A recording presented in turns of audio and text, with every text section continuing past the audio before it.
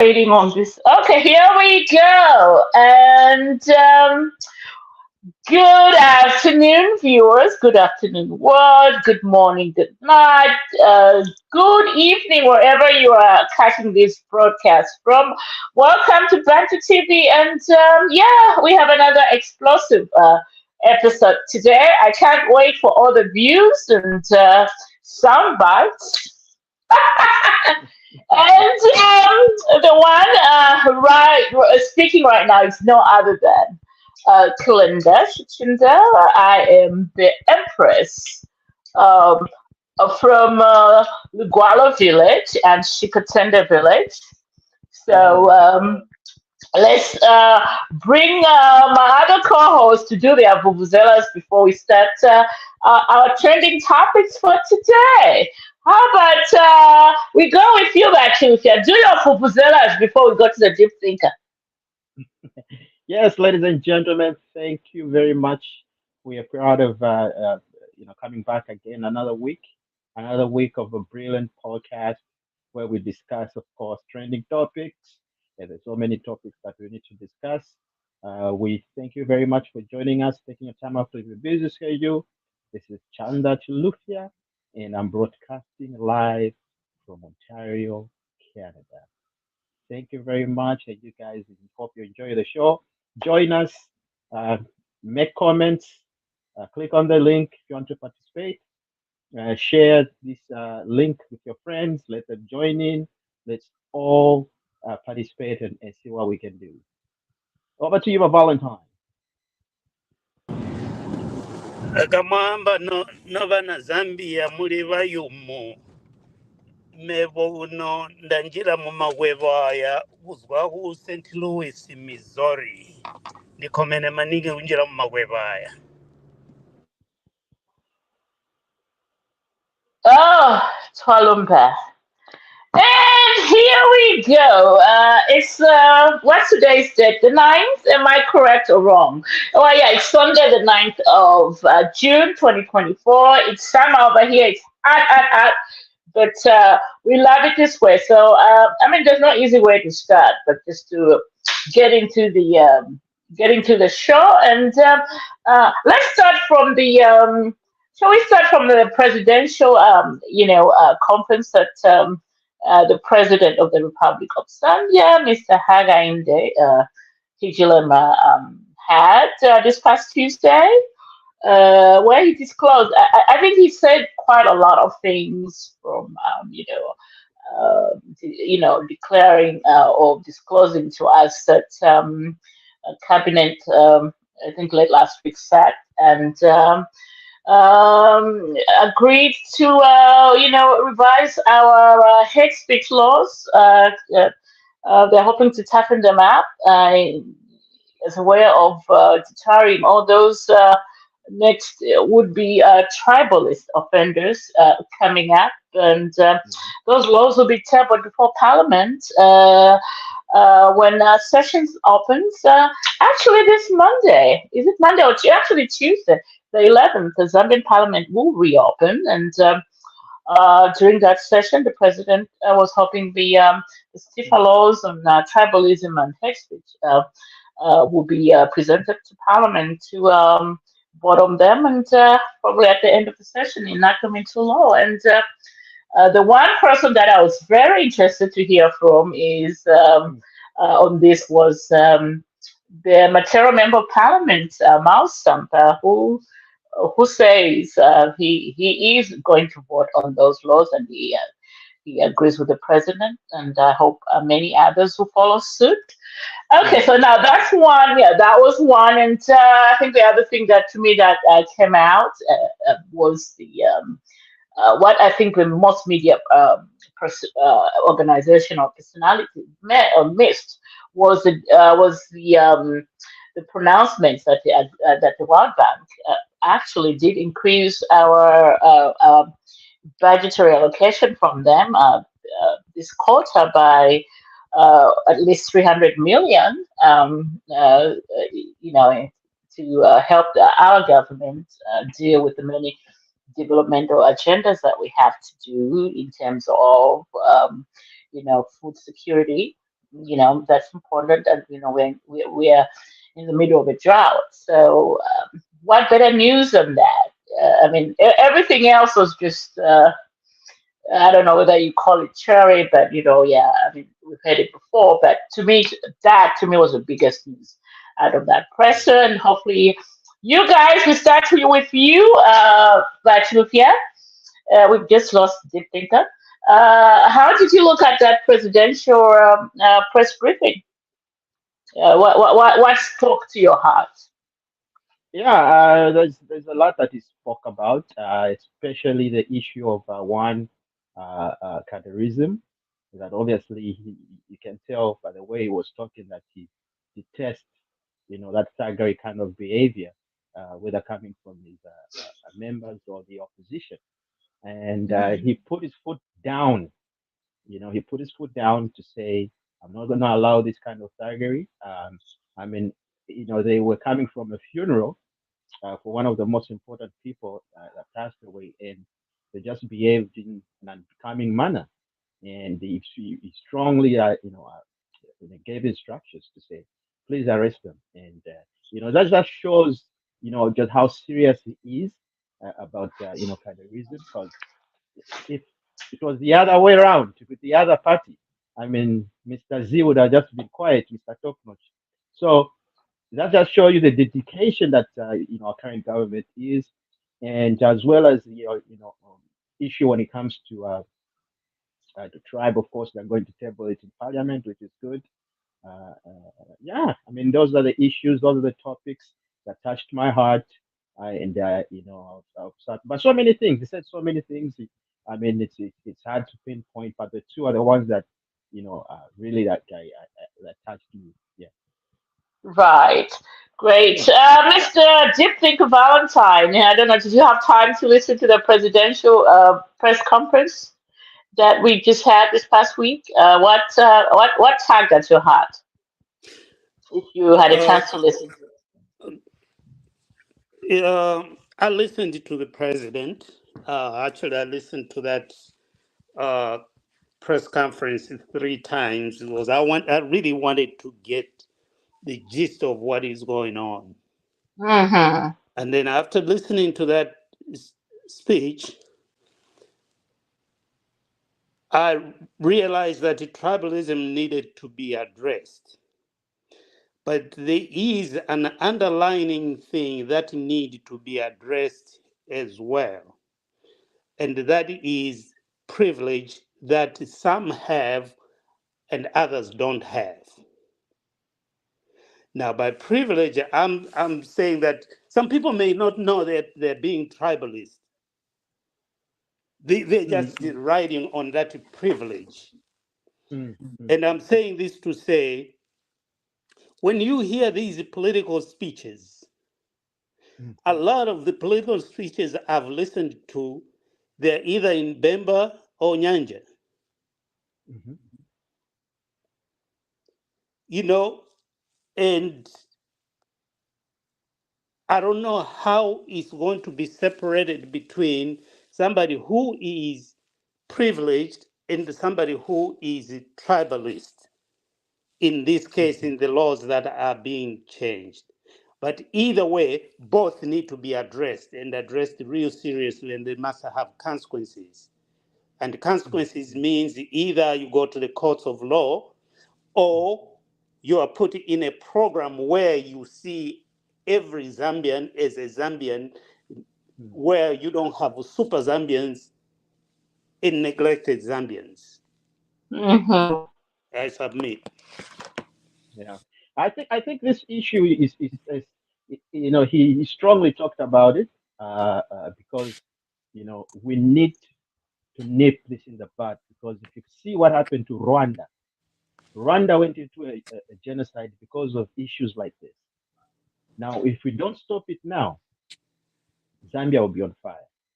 So I think the main issue, I know where you're coming from, Valentine, and what you were saying, that most people when they're making speeches, it's either they're talking Nyanja or Bemba. I mean, I think people are allowed to speak any language that they're comfortable with. Okay, so really that's neither here or there, but The main thing is this: we've always lived in harmony all these years. Okay? Why do we want to separate ourselves all of a sudden? Because of what? One party, you know, because of one bunch of people that feel they will ever come back into power. They will never come back into power because of these kind of tribal remarks, tribal sentiments, trying to divide the country. I mean, if you just look across the board, and look across, you know, calls of my provinces, people, headsmen, chiefs, they have responded and they've spoken about this. If you go in the east, everybody's talking against what Mia Zulu said.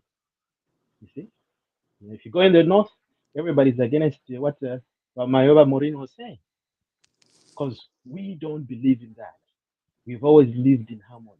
And like the same thing I was even saying like last time, like, look, there are people who live in the northern province, but they're not Bembas. Some moved all the way years ago from southern province. They settled in the northern part, you know. But they may be speaking a Bemba language, but that's not their tribe. So how are you going to how going to divide now the country like that? Are you going to start putting the former buses? No, no, no. I mean, it's really, really, really, really silly for lawmakers to behave in such a manner. Just looking at the foundation that Kaunda laid for us, and that's the foundation that everybody was working on is one Zambia, one nation. That's what we've always believed. You know, just a few bunch of people that they want to disturb our lovely Zambia. I submit. All All right. right.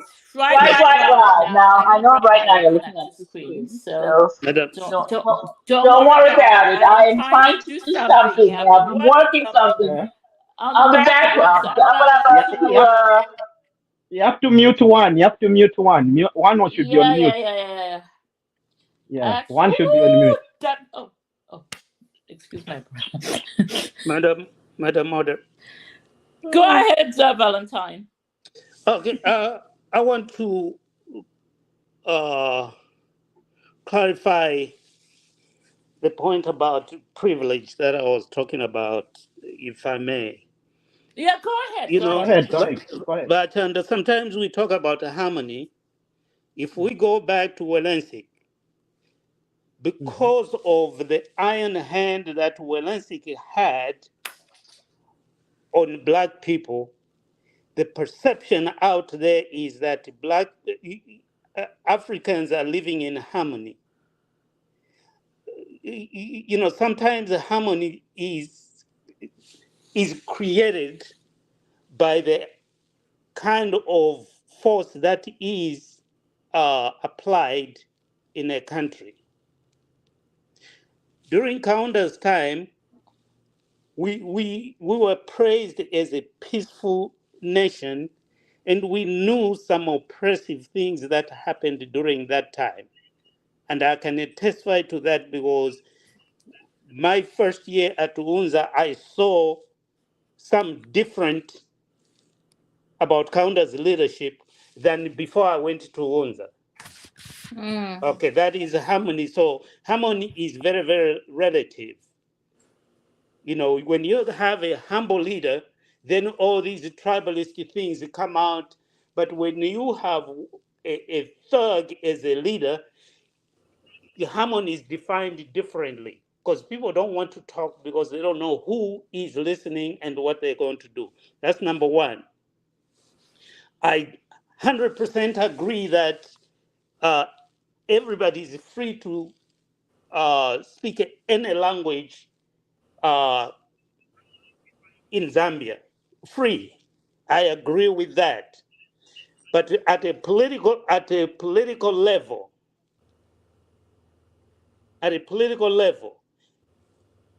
when you are addressing a rally, it's for the message to be received. I have never heard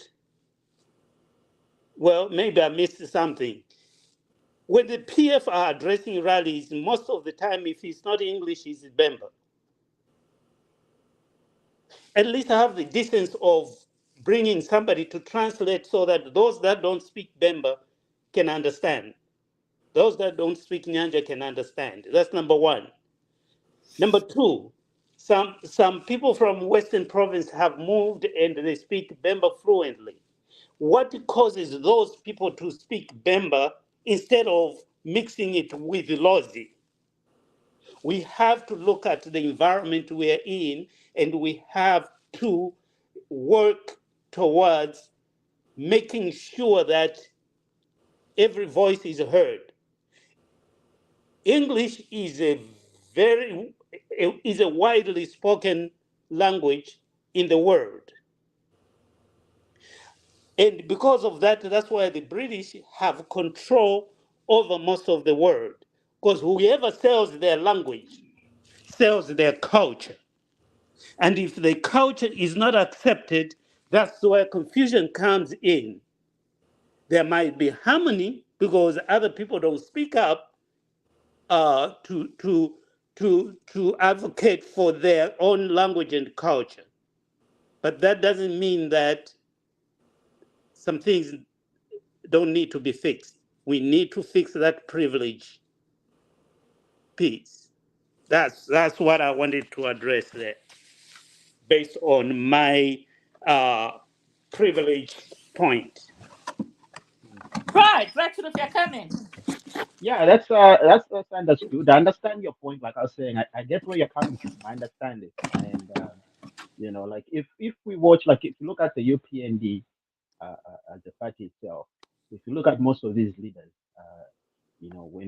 when our leaders are in the Western Province, they're either speaking Lozi or Northwestern, they're speaking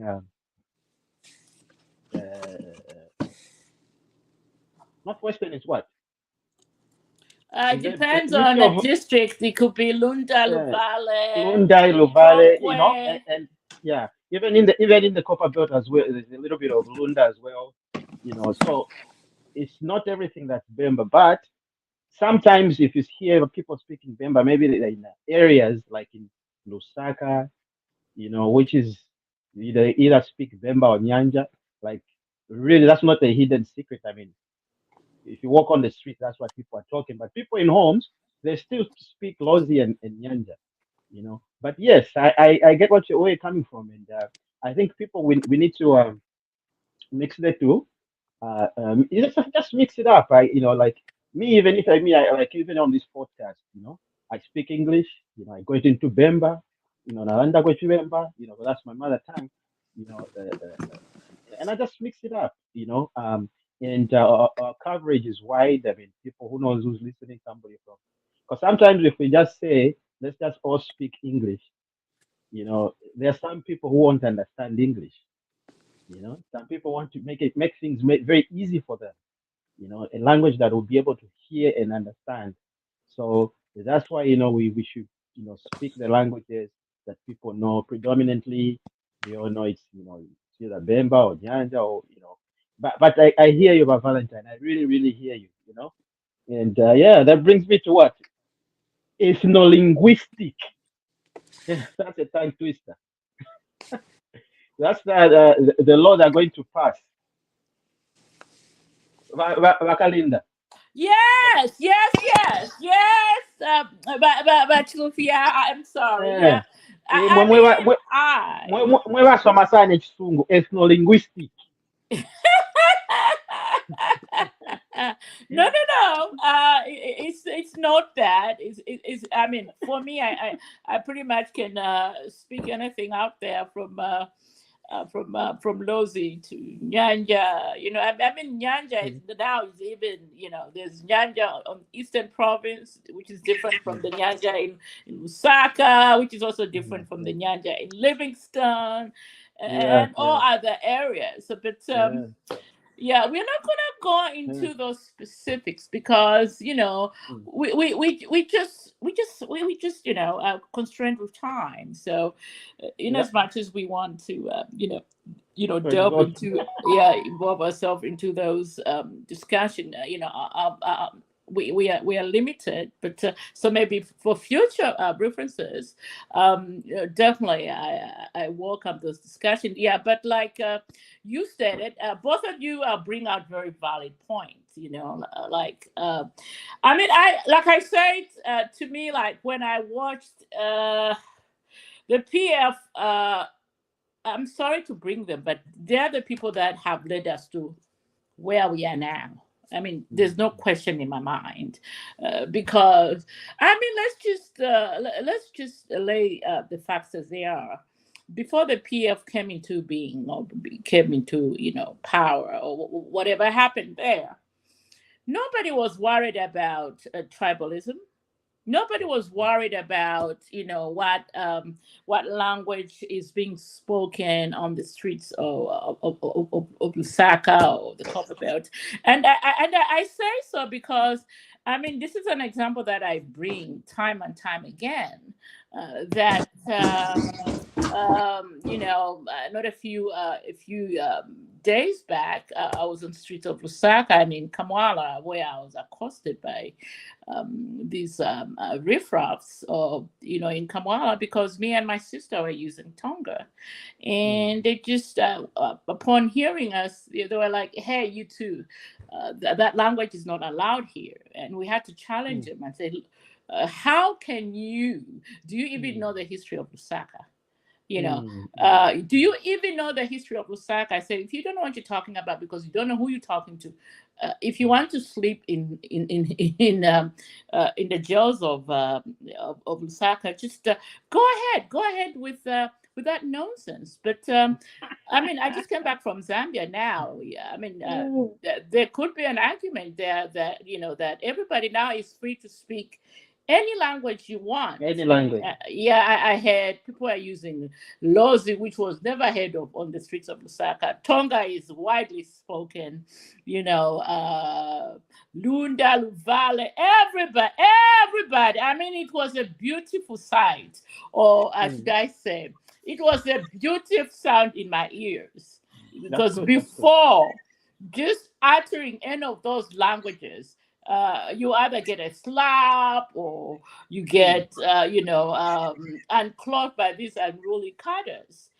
mm, So yeah, so it's definitely it's a discussion to be had, but before I even, because I'm here to just let people talk, and I see we have new entrants. Of course, Lady Sarah is back, and I see my lovely husband is here today. We appreciate the honor. So we give it to Lady Sarah, and right now we're just starting, and we I'm pretty sure you have listened to the you've had a chance to hear the presidential press conference, and of course the three of us went straight for the jargon. I was hoping we were going to talk about the 300 million kwacha to start with, but you know how the deep thinker and the Batufia is. They are already at it with this tribal talk. But Lady Sarah, let's hear your opinion on the presidential. What did you what did you get out of it? Go on. Can I come in later? I'm just Okay, in the middle of then something, but I'm then listening. Yeah. okay, then we switch to my look at that handsome Losey man I'm seeing right now. Go Oh ahead, dear. Doc. Go ahead, Doc. I didn't listen to the. Anyway, let me just say hello to everybody. I've been Hello. I've been out and about doing my other side jobs. Anyway, yeah, I didn't listen to the address myself, but I discussed things with my close friend Kazia. I think I'm inviting him. He's gonna join very soon here, Oh, that's good. Chanda Kazia, and we talked. And what I got from, and also listened to a few clips here and there, but what I got was the president just trying to remind us Zambians again, Zambians, as what we should be focusing on, Right. and not concentrate on irrelevant stuff. Just to remind us of the path, the right path we should take. So, and also he also just reminded people that like to talk about this shrinking democratic space of theirs. He just reminded them again to say, look, where we're coming from, it was like this, and look where we are now. It's much, much better. Everyone is talking every day, 3, 4, 5 press conferences a day. It's no radio station has been shut down, no TV station has been shut down, and so I think it was just mainly to remind us of where we are as a nation and where we should be heading to, other than concentrating on this minor noise type of thing. And that's the way I got it myself. That's the general picture that I got. But I was told that it was a little bit too long. I said it was 3 hours. So well, when you have somebody articulate as with such a baritone, voice, yeah, we can give him maybe 4 hours just to. Yeah, so I was told it was a little bit too long that some people got lost on the way. But yeah. Overall, I think what he was trying to, as the father of the nation, I think he was just trying to remind us again of what we should be concentrating on and what we should be focusing on as a nation and going forward. Yeah. Great. Do you think the people? Do you think the people on the streets heard that message? It depends on which side the person on the street supports. The UKA supporters, all they were talking about was they're not telling Pamaningi press conference. They didn't hear anything. They basically thought, I totally agree, and this is because we had almost 8 years of people not having press conferences. Yeah. So that's a culture that has to be inculcated into people's brains or mind, or however you want to put that. Over here, yeah, I mean, you guys, you are used on, for us here in America, we have, our union speech.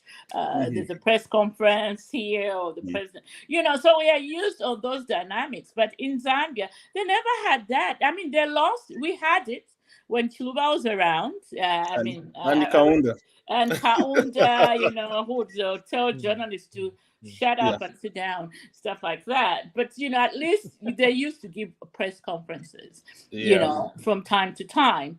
But the last 7 years of the most educated lawyer that we have in Zambia, the top-notch lawyer. Now that's a topic that we will deal with momentarily. Mr. Top-notch. Yes, we never had that. Even the guy. I mean, he came here. I mean, I tried one day. I just maybe I'm just biased.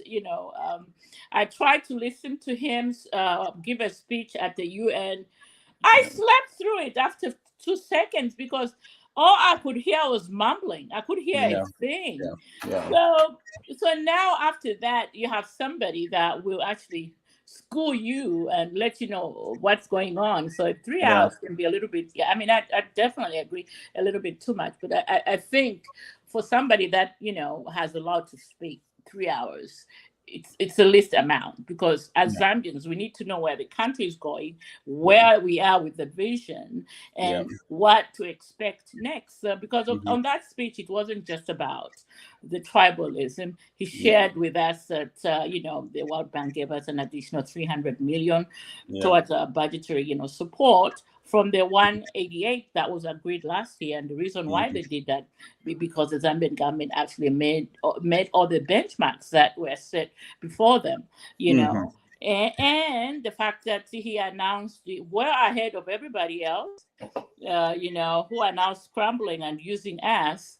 Mr. Mnangagwa, if you're hearing, no, that's yet to be confirmed. But they looked at our plea for food, so they gave us additional money to do that. So and all that, of course, he had to deal with the Lungu factor and the Ukwa and all the tribal nonsense that's been,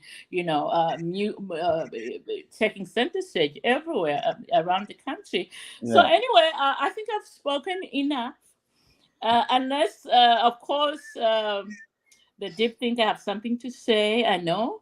And but if you have something to say on that, maybe before we hit the next topic, who wants to go first between the two of you? Yeah, I mean, you've mentioned a few things. You mentioned about the World Bank. Is that what we're going to dive into now? Yeah, I think we should talk. We should talk about Yeah. that. That's a very So serious, that's I was trying to look at it on a different angle. There's no way the World Bank would come into this country and give us all this money Yes. if the country was on fire. So that's why the president is very, very, very particular on this matter. That when it comes to cadarism and when it comes to all this hatred, hate speech, because they want to make sure that the country is intact. There's no confusion.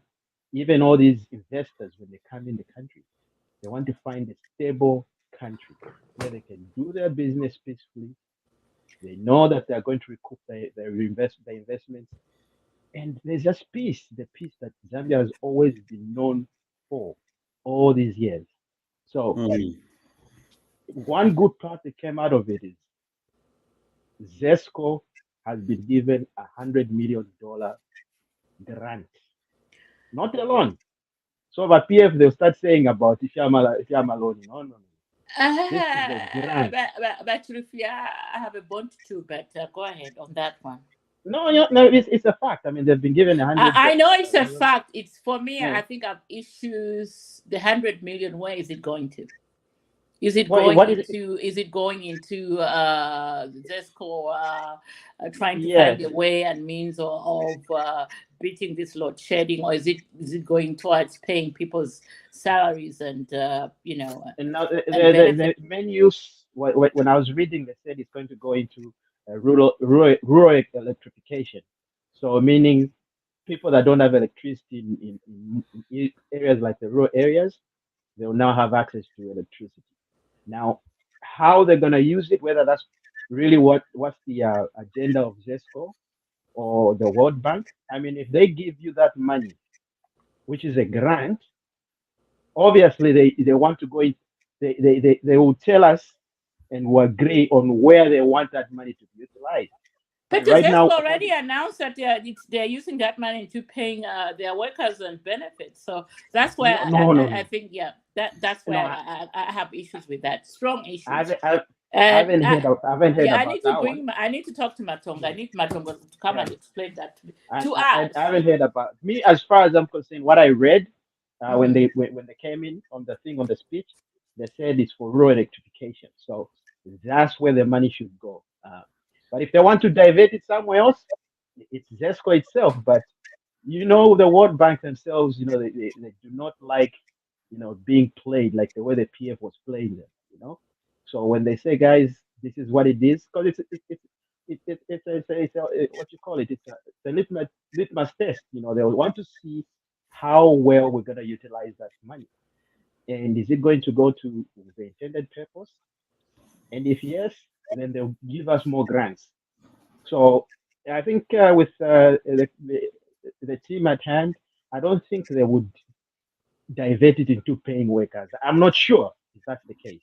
I don't know if there's anybody else who's got more information, but I really haven't heard about that.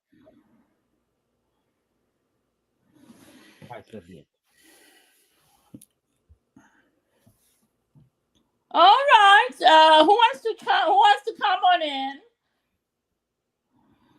Is Chanda back? Is Chanda in here?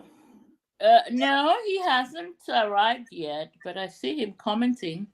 Okay, the team is back on. Oh. Yeah. Chanda, are you there?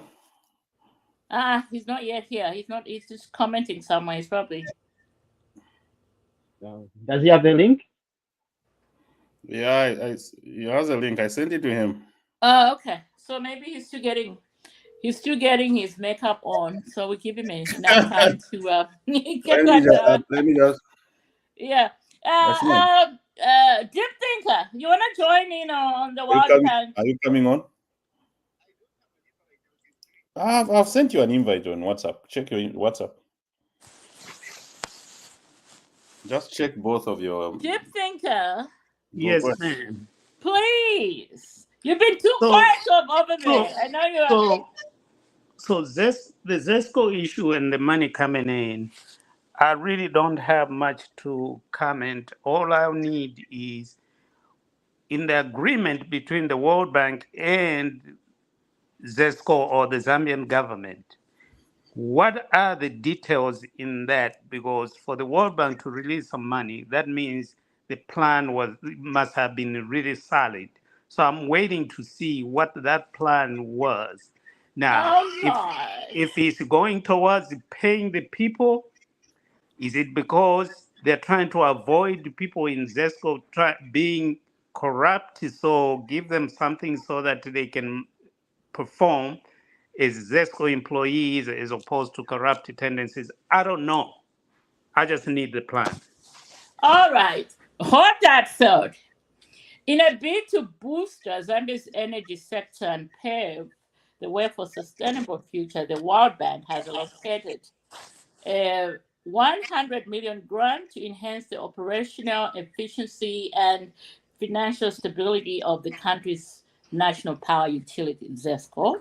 This grant is part of a larger National Energy Advancement and Transformation Program called NEAT, aimed at transforming Zambia's electricity landscape by 2033. So I guess it's part of a 900 million. So the 100 is just part of it. Yeah. Okay, so I'm not going to read the whole thing, but let's just say they have released part, the 100 million from the 900 from that grant. So the first 100, I guess, it's going to go towards the operational cost of ZESCO. I mean, there's no other way to put it but that. And Yeah. then there's another 800 million that's coming now One. towards probably rural, what is called rural electrification, where a lot of this, I would say soil erosion, tree cutting for Malasha, because I saw that, at hand. I had to run through some people off the roads, but now that's a story for another day. Let's bring in a new entrance. Our resident PS. Oh my goodness, he's back today. Mr. Kazia. Mr. Kazia, welcome to the podcast. Wow, thank you very much. It has been long, and yeah, I've been following. So thank you very Oh, much. great. And then we have our resident, Pastor Godwin Kalue. Welcome, Pastor. Okay. He probably will chip in. You may have to unmute yourself. I see you're muted. All right, me. Yeah, you are muted, Pastor. Oh If no you no. can unmute yourself, that would be better, so we can all hear you. All right, that's good. Welcome to the podcast, Pastor. How is your day going? Thank you so much. My day is going on well. Great, great. Anyway, the How's two of you how's just joined in. So we are right now talking about we just finished with the presidential press conference, and unless if you have a few things that touched your heart that you want to share with the rest of our audience, please chip in. Let's start with you, Pastor, before we go to our resident, PS. Mr. Kazia. yeah? Pastor. I don't have anything right now to say, but I just wanna greet everybody on the show, and it's a good day. I will catch up as we move on. Oh, brilliant. I know the PS has a lot. He's missed for quite a while, so he wants to unleash. No, Our no, no. resident PS. No, I'm not unleashing anything, but just a few observations. I think partly is what my colleague Danny has touched on. It was a good reminder of a few things that needs to be worked on and things that need to change.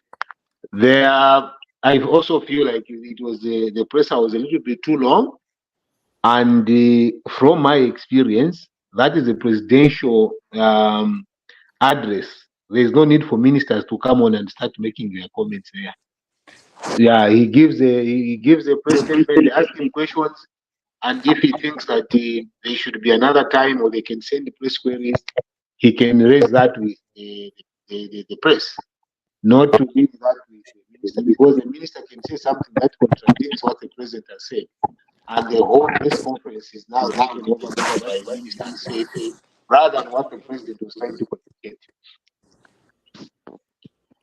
Bakazia, are you But really serious about what you're saying right now? yes.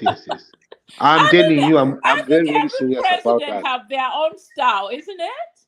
What? I mean, it shouldn't be just the norm. Yeah, I mean, if he wanted his ministers to be part of it, so what? So be it. Okay. Let me bring you to speed on something. The presidential conduct of press conferences, workshops, and everything is very structured, unless you change it. So you have to change the way you lined up things. The president can change anytime to say, okay, I don't want to go with a traditional way of doing things, but this is a new way. That is written. You understand? So that everybody, knowing that when the president is addressing, this will be the standard way that this president will be carrying over his press statements. But if that is not done, you can't do it on the podium. You can't do that. That is why those things are supposed to be regulated like that, so that the presidency and his communication is what sticks with the people. So I'm not saying he can't change. He has a right to change. But when that is changed, it must also be enshrined in documents. It is for purposes of being systematic in the way information will flow and to avoid, and this is just probably me guiding as a civil servant, to avoid other people taking the show and other people contradicting what the president might say in a press conference. It might work for now, but I can assure you, if there's an overzealous minister over there and is given a platform, he will say exactly what he thinks. And what does the president do? He's already gone and has left the platform for the ministers. So, in my view, I can be wrong, and this is purely not me, but I'm telling you from my experience, the president has a structured way of doing things, and the presidential press conferences have the way they are conducted. So if it has changed, I don't know, maybe other people may know better. Oh, this is the more reason why I can never work for any government. The rigidity of it all. Yes. Like, some of us are spontaneous people. Sometimes we might wake up and say, look, I don't want to have a press conference at State House. How about I hold a press conference at Soweto Market where my people are? Now, that's a discussion for another day. Yeah, you're very right, actually. Yeah. It is very true. Other people are spontaneous. But you see, like you're saying, that is how government systems usually are very structured. When you want to change structures, you go through a certain process, you change it. It doesn't mean that you have to stick with the rigidities of the past. No, you can change. But when you are changing, there's to be a plan in terms of how you're going to change and the consultative process in terms of how you're changing. So nothing gets in the way of doing things. Oh, God. All right. Shall we go on to the next topic then? And my favorite topic of the day. My next topic is the sixth president, Edgar Chagwa is alleging he's a top-notch lawyer. Who wants to lead the charge there? Anybody who wants to take up that topic, who wants to lead the charge of Mr. Lungu alleging he was a top-notch lawyer? After the interview he had with the Voice of America last week, explaining how he amassed all this wealth. Anybody want to chime in on that? Because I have a whole lot to say behind everybody. But shall we go and start with?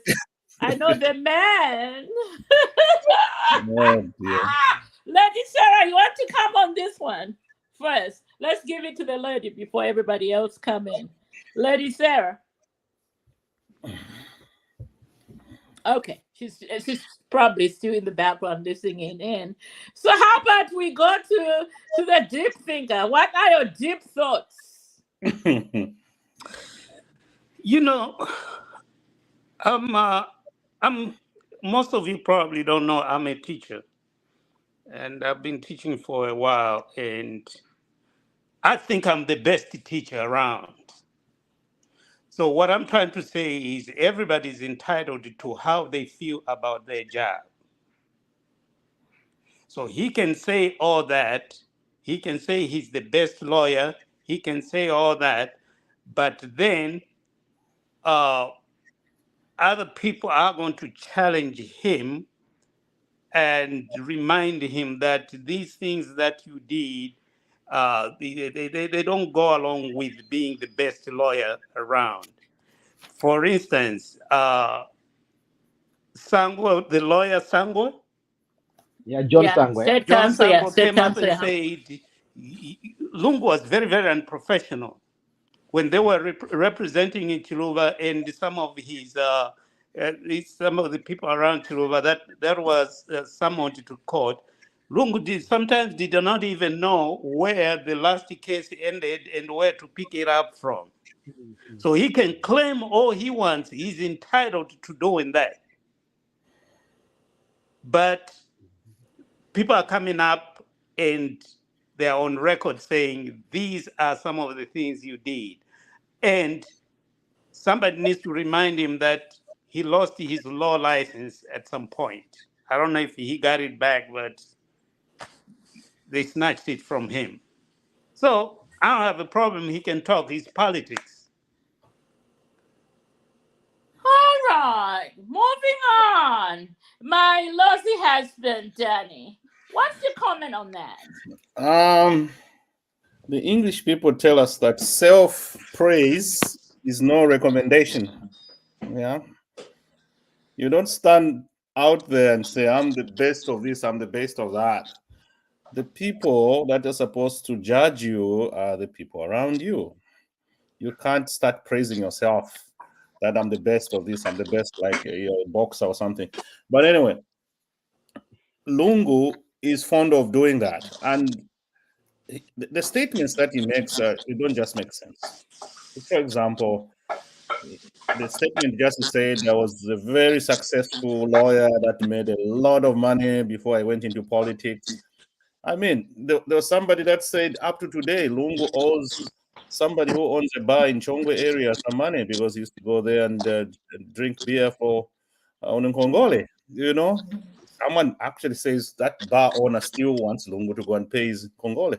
So if you were so successful and you had all the money on this planet, how were you going in these bars and drinking beer on credit? And you haven't even paid it up to today.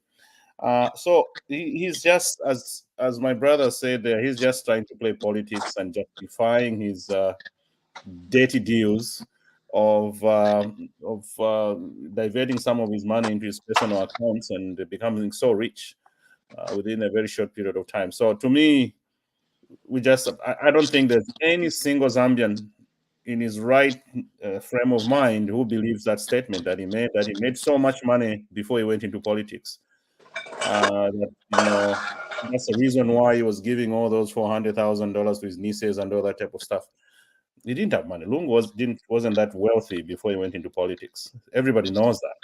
So for him to claim that he made all that money because he was so successful before politics, I don't think anybody believes him.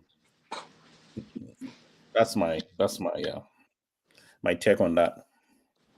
Lovely. And now, how about we turn our focus to the man who served under the 6th president, the PS himself, Mr. Chanda Kasia. Any words for your boss? Yeah. Okay. You see, for me, I think like you guys Okay, have. somebody's listening in the Can you hear background. So me? if you can just mute yourself, this is recorded, so you can listen to the show later. Bakazia, go ahead, All please. right.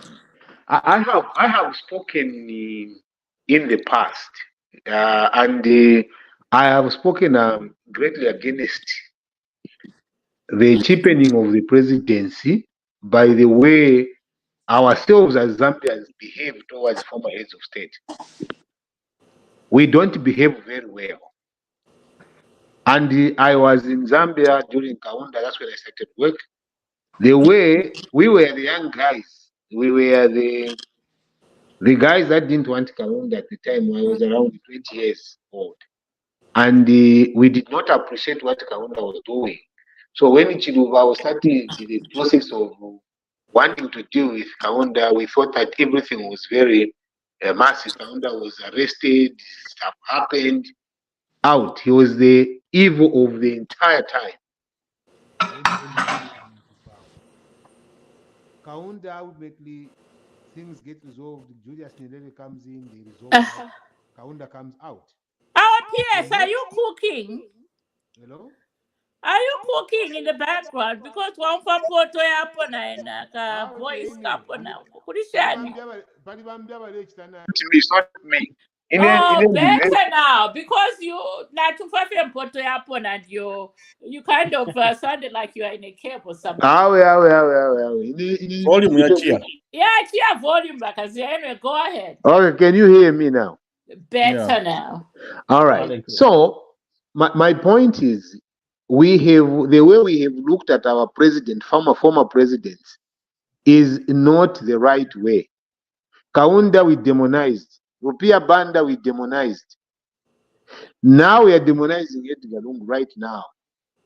We have not asked the critical questions. Okay, if he said a top notch, I agree with Deep Thinker. Deep Thinker is assessment of saying a person can say, like I can stand up and say, I was the best labor commissioner there was ever in Zambia. That is just my personal opinion. Other people may have something else, So that's another thing. He looks at himself that way. But for me, the critical part is the way we look at the president. And I'm telling you, if we do not change the way we look at this president, even President HH, who is going to go through the same thing, where he is not sleeping day and night, wanting to sort out certain problems that the country is facing, and in the difficult situations, maybe certain legal framework rigidities which are beyond him, and he's trying his best. And then imagine next year, or whatever he leaves office, then we start to demonize him. We start like everything he did was garbage or what. This kind of talk for me, it doesn't fly. I think my personal opinion about the issues to do with presidency is that we must give it a little bit of respect in terms of how we look at them and what we discuss on them. Yes, we may not like how Lungu might have read things, but there are certain things that he did right. And there are certain things that he was working to do right. So the issue of saying, oh, top notch lawyer, what, he didn't have the money, whatever. Lungu has been around for over 15 years in being a member of parliament, being minister, being president for 7 years.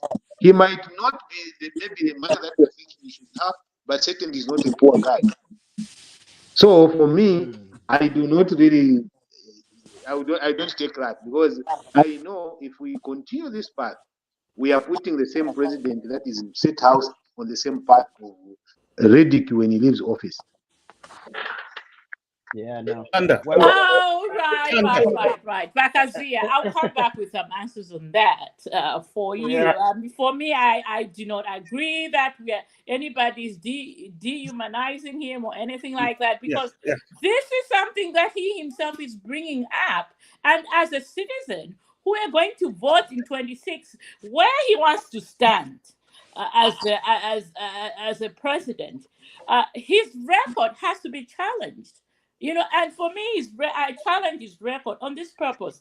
Mr. Lungu runs every week. He's running away to talk about how he has a glorious, rich past, to the international media, but he is not talking about those things. He's afraid to come out to the local media in Zambia. I have a problem with that.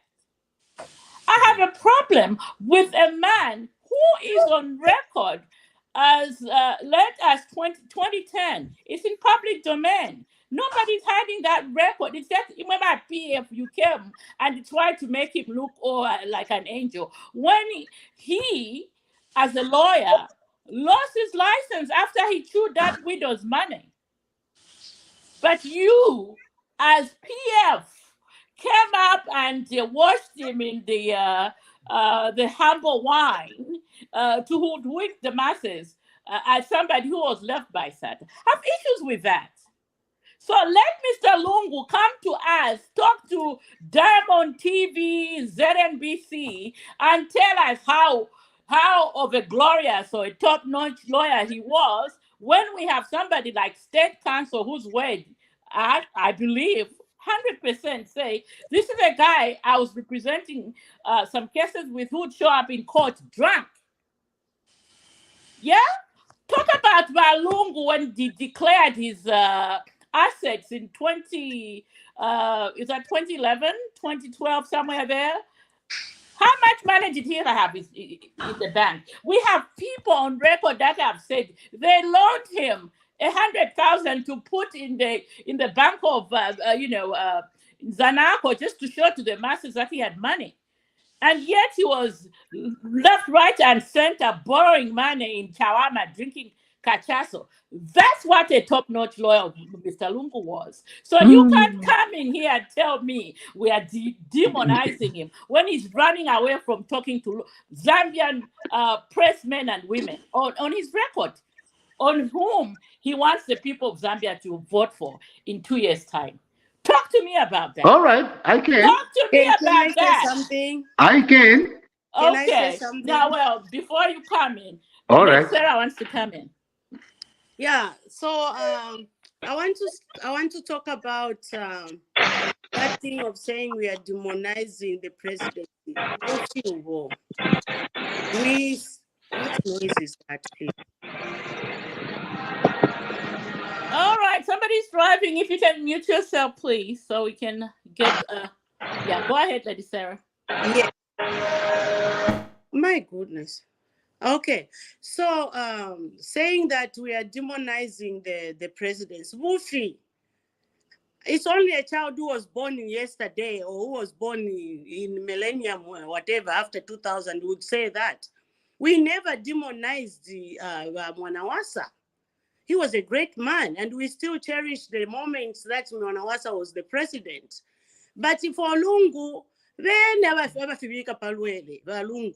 Lungu can dance like a Kaponya, busy dancing. Which president who dance like that, like a Kaponya in public? We can't stand that. We cannot stand a president who is dancing at when people are suffering. When they are saying at so Balungu, he has to come, like Sister Kalinda is saying, he has to come to the local, journalists and answer the questions. It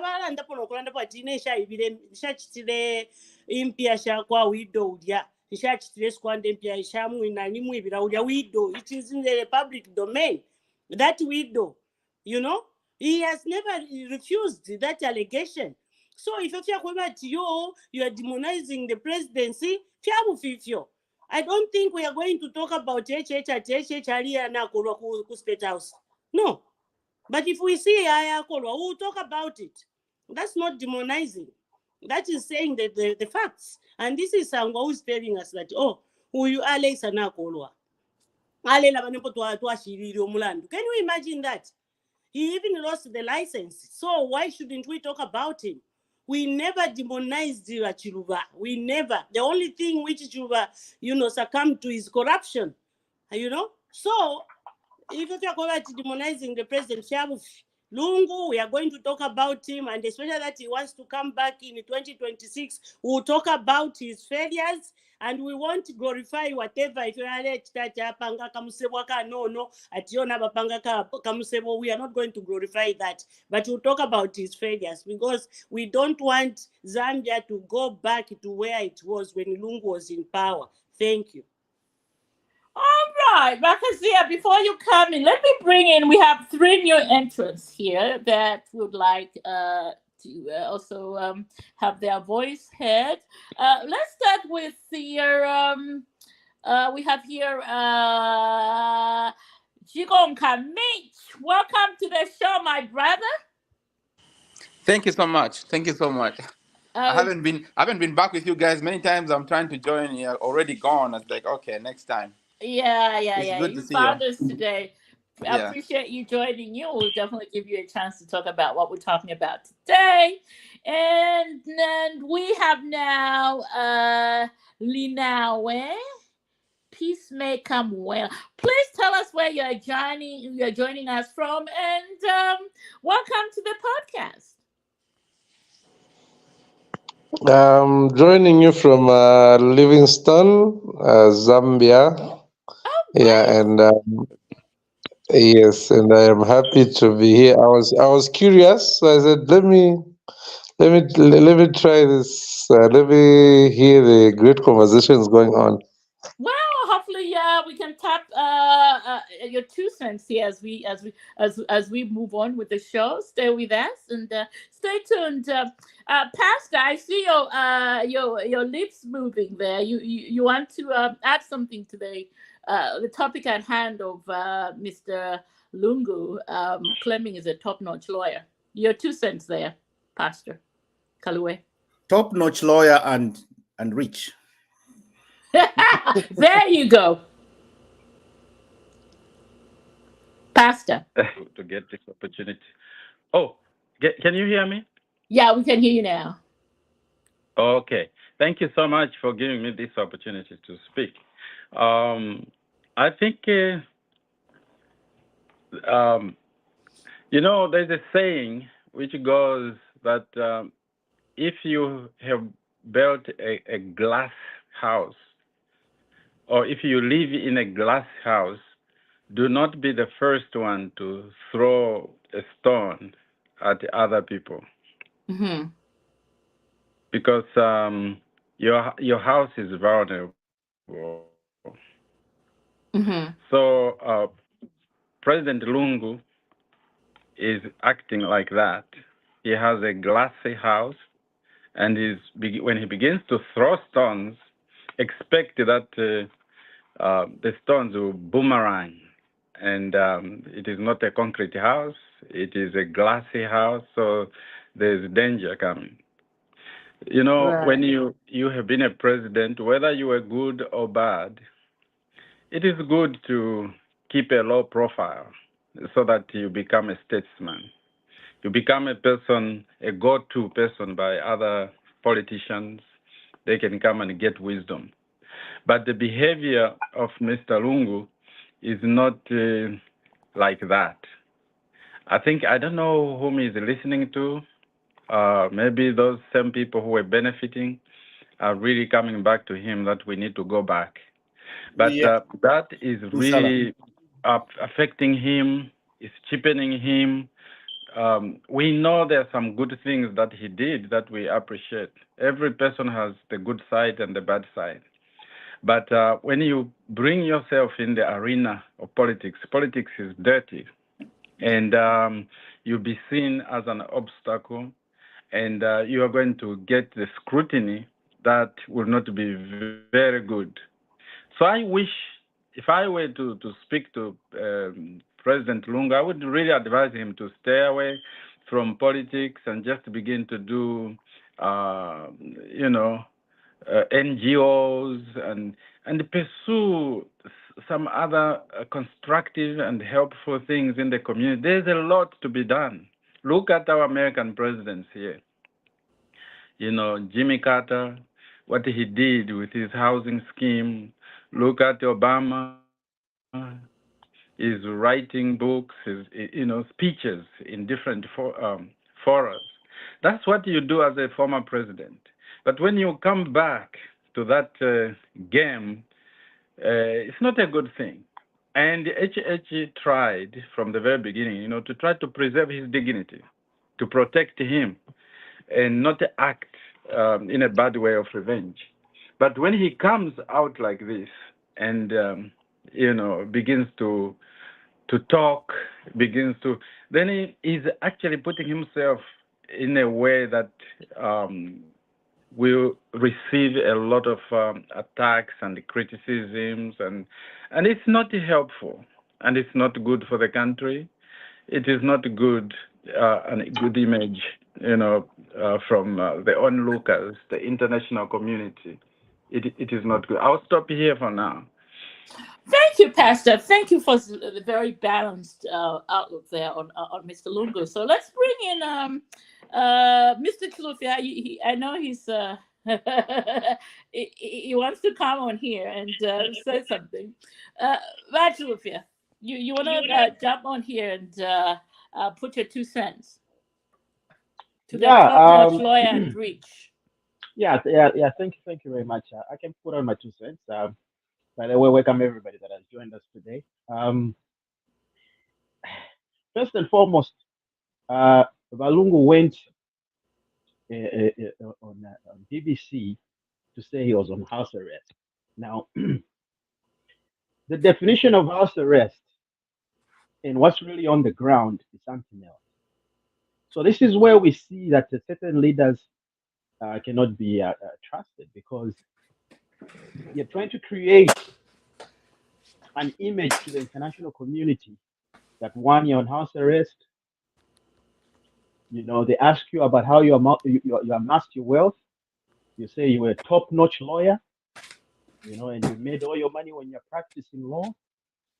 If you remember, Bachishimba Kambwiri used to laugh at him to say, "Valungu vari kwete karavu ngakaleisa kalefumo kuli chibiri cha malashi, chashala panchi, the car was smoking. That's the only car he had."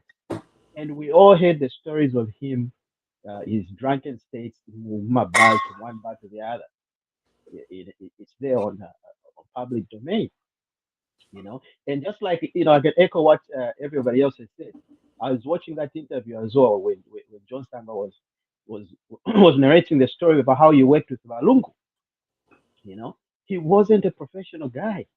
He would look like he's professional, but like he said, like he would come into court, doesn't know where to begin, doesn't know where to start, and you're representing these high-profile people that were charged with Chiluba.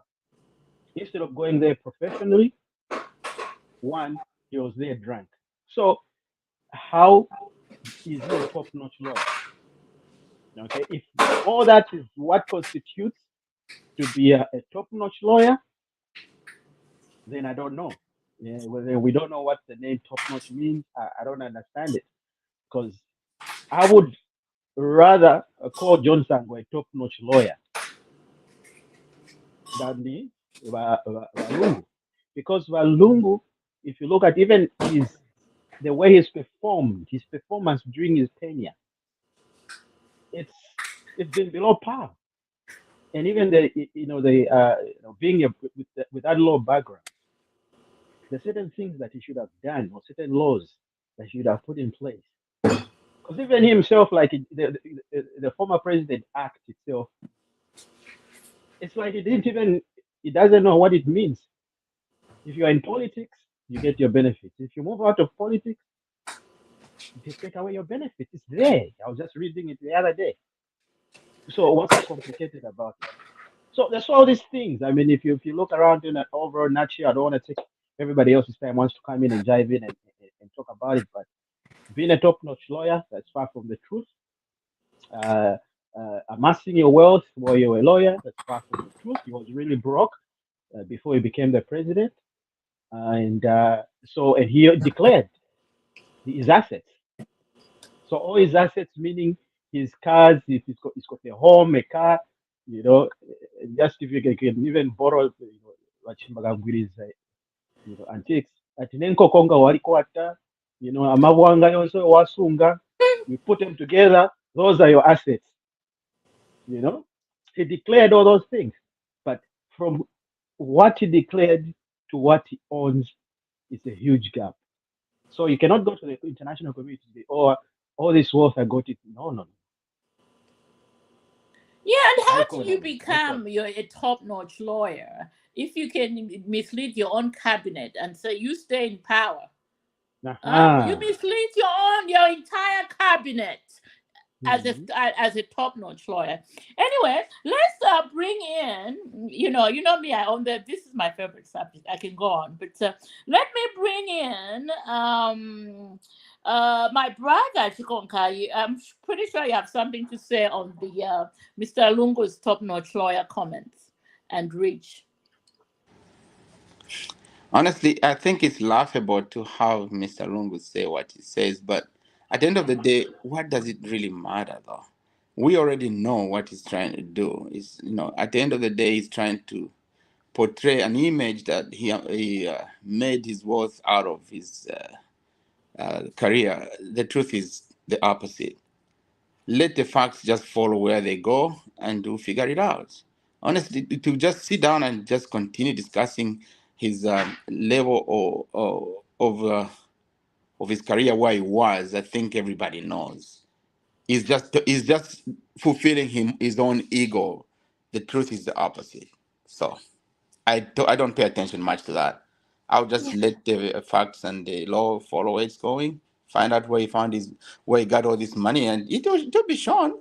If they are really serious, it will be shown. I've had difficulties to believe that our investigative wings have the tools and expertise in trying to follow through the money, but whatever they can, I guess they will show us. I'll leave it Okay. there. Right. Well, I know this. I mean, you and I think most of us on this platform who are not in Zambia right now, we pretty much can agree or Right. disagree. But for me, I look at it from this end. For Mr. Lungo to continue, perpetuating these lies, what impact does it have to my mother and my sisters and my cousin and everybody who are selling See, kapenta at Soweto or kapenta at Dambwa and Maramba Market, or selling chickens at Monza Market. So let me bring in a local, my fellow are, Livingstonian. are you gonna give me a chance to respond to that? Yeah, you will, but let Okay. me bring somebody in Zambia to just. I'd like us to understand the thoughts from the local perspective. So I'll bring in a fellow Livingstonian, Linowe Peacemaker Muela. Please add your 2 cents on the discussion on. Mr. Lungu calling himself a top-notch lawyer and a rich man. How are the people, feeling or taking those comments from the former president? Mr. Muela, please join us. Thank you so much. I think I think facts have been there from way back. Mm-hmm. I think we can all testify that in 2015, when presidential candidates were required to show or to declare their assets in 2015, after President Michael Sata died, President Lungu declared that he had 2 million kwacha in assets, and in 2016, before the elections, again he declared from the 2 million that he had prior to the 2015 elections to the 2016 elections, the tripartite elections that we had. Mm-hmm. President Lungu he declared that he had 22 million actually in assets. So it was actually a movement of 20 million in just less than 18 months. Mm-hmm. And now, of course, he was not required to declare. I think in the past elections, I'm sure it's in hundreds of millions. I think it's just right for the for the security wings, DEC and ACC to investigate. Said, okay, how do you get all this amount? Even if we added all the allowances that the President Glu got in that time, it cannot compare to. Just look at the wife was found with a $400,000. Okay, how does one accumulate that amount of wealth in this short period of time? And of course, if it's business, we know that there's issues of ZRA. How were the correct taxes filed in, and the like and whatnot. But I think my biggest concern is that when this information or these lies are being peddled about someone being top-notch and top-notch lawyer and having gotten this money before politics. Okay, for some of us who are enlightened, it's easy, and proof is there to show that these are lies. But I think when people get to hear this and they don't understand the background of this, sometimes it's basically misinformation, and misinformation is not supposed to be. I think we need to fight misinformation somehow and block all these lies from going on, because sometimes a lie told so many times, people end up start believing the lies that are being shared, especially in the media. Of course, there are people that believe, his supporters believe some of this information that is being shared. But I think it's important that some of the information the lies being peddled are not shared. They actually don't get to see time in the media, because we know that at some point, and some people end up believing some of these lies that are peddled, and it's unfortunate that he's been going around trying to paint the country and the government black. Okay, even to the point that he is admitting that some of these evils and ills were happening in his government, but because it was happening that time, it should not happen this time. I think it is unfortunate and it is wrong, and we need to, I don't know how, but we need the media to stop posting this misinformation, because we know that at some point certain people who do not have a proper fact checking abilities are going to believe these lies that are peddled. Thank you. Wow. I don't even have to say anything to that, because Mr. Muela just put it exactly as it should.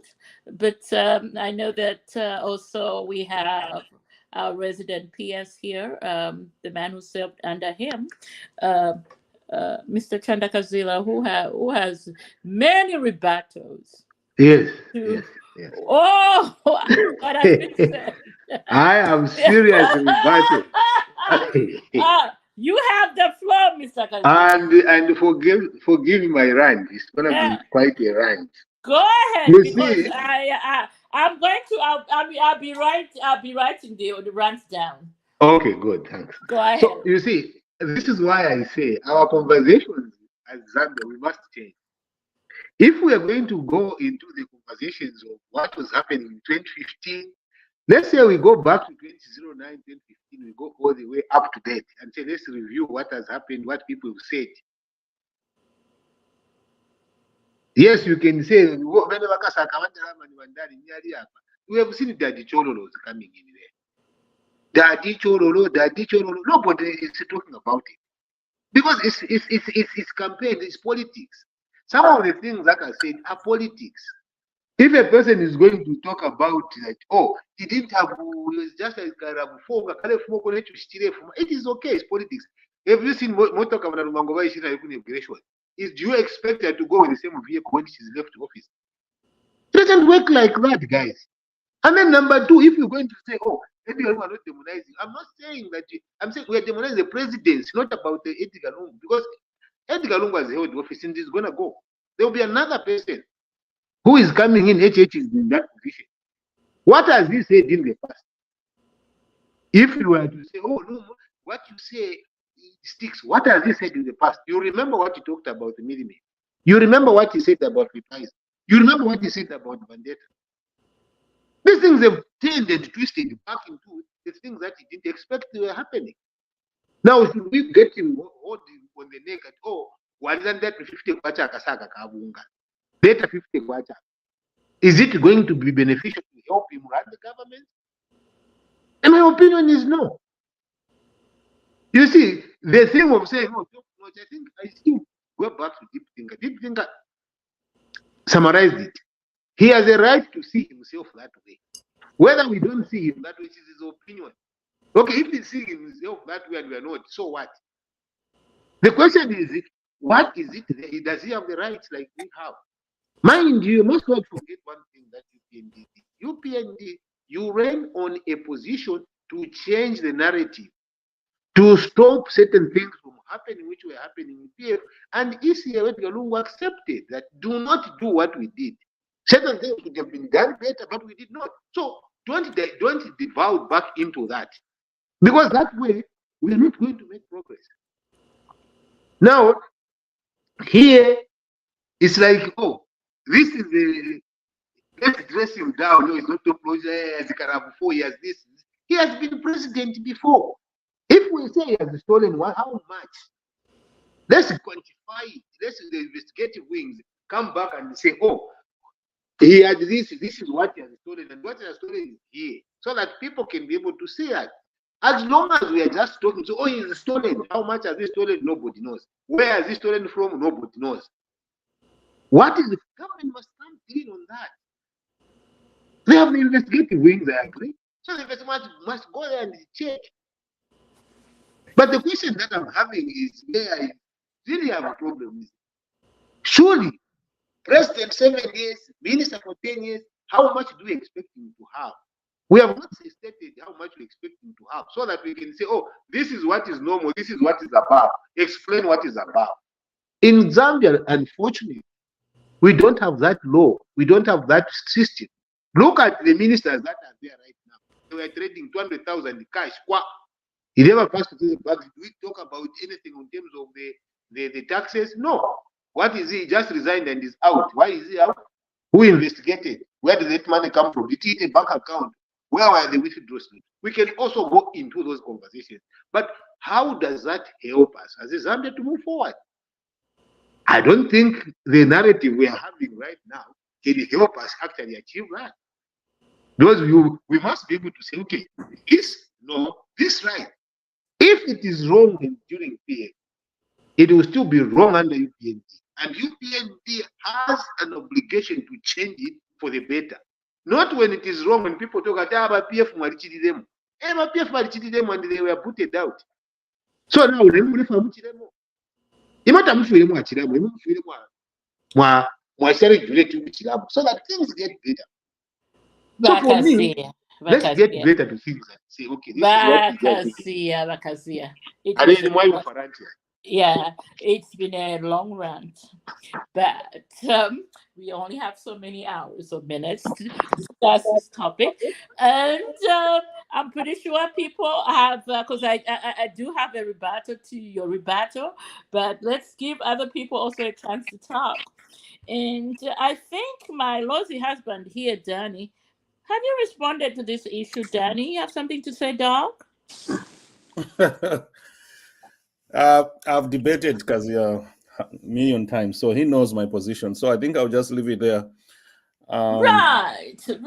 How about we bring in the man who's been referred to many times already, Deep Thinker. You started it all. Yes, I did. Yeah. All right. I want to get some clarity here, and I want to be very clear. One, I'll give an example. If I'm married, my wife divorces me, and then she goes to the media all the time to say I'm not taking care of the children well, her own children well, and is not talking to me. That's an issue. Lungu abducted, he gave away his right to be the father of the nation. He decided to come back to politics knowing that politics is dirty. So no one should cry foul that we're not treating Lungu right. He get in the arena where the young ones that are going to insult. And when they insult him, I don't like it, but that's the nature of the politics. That's number one. Number two, Lungu has reduced himself, and he has a right to do that, has reduced himself to a level where he is plainly lying about a lot of things. Plain lying. He has the right to do that too, because when you're in politics, you can do that. What we need as UPND is to have an arm of either government or party that is fact-checking and inform the nation. Here's where the problem is. Lungu is talking. Some people that consume information without the way it is, people that consume information the way it is, they will end up believing Lungu and vote for him and come back. Right. So we need an arm of the party of the government, maybe we already have, that is going to shoot down every lie that comes out of Lungu and confirm any truth, because that is integrity when you say, now Lungu here is telling the truth, but he lied there. That's what we need as a party. Yes. So concerning Lungu, if he gets insulted, I don't like it, I resent it, but he made his own decision to forego his retirement money to get to where he can get insulted, and he knows that. So I have no sympathy for Lungu. Now, May's issue, because somebody, the resident PS brought that up. I'm going to bring it up too. Yes. Yes. No, Deep Thinker, you're on spot on that, I agree. Yeah. So, yes. We went back on the promise that maize was going to be cheap. But come on now, let's look at the reality, what's going on in the world. If you tell your wife, a resident PS, that I'm going to remodel your private room in the house, and all of a sudden the kitchen catches fire. And then when you don't put the money in remodeling the private room, she starts complaining to say, no, you promised you're going to do that. Don't you see that the kitchen is on fire?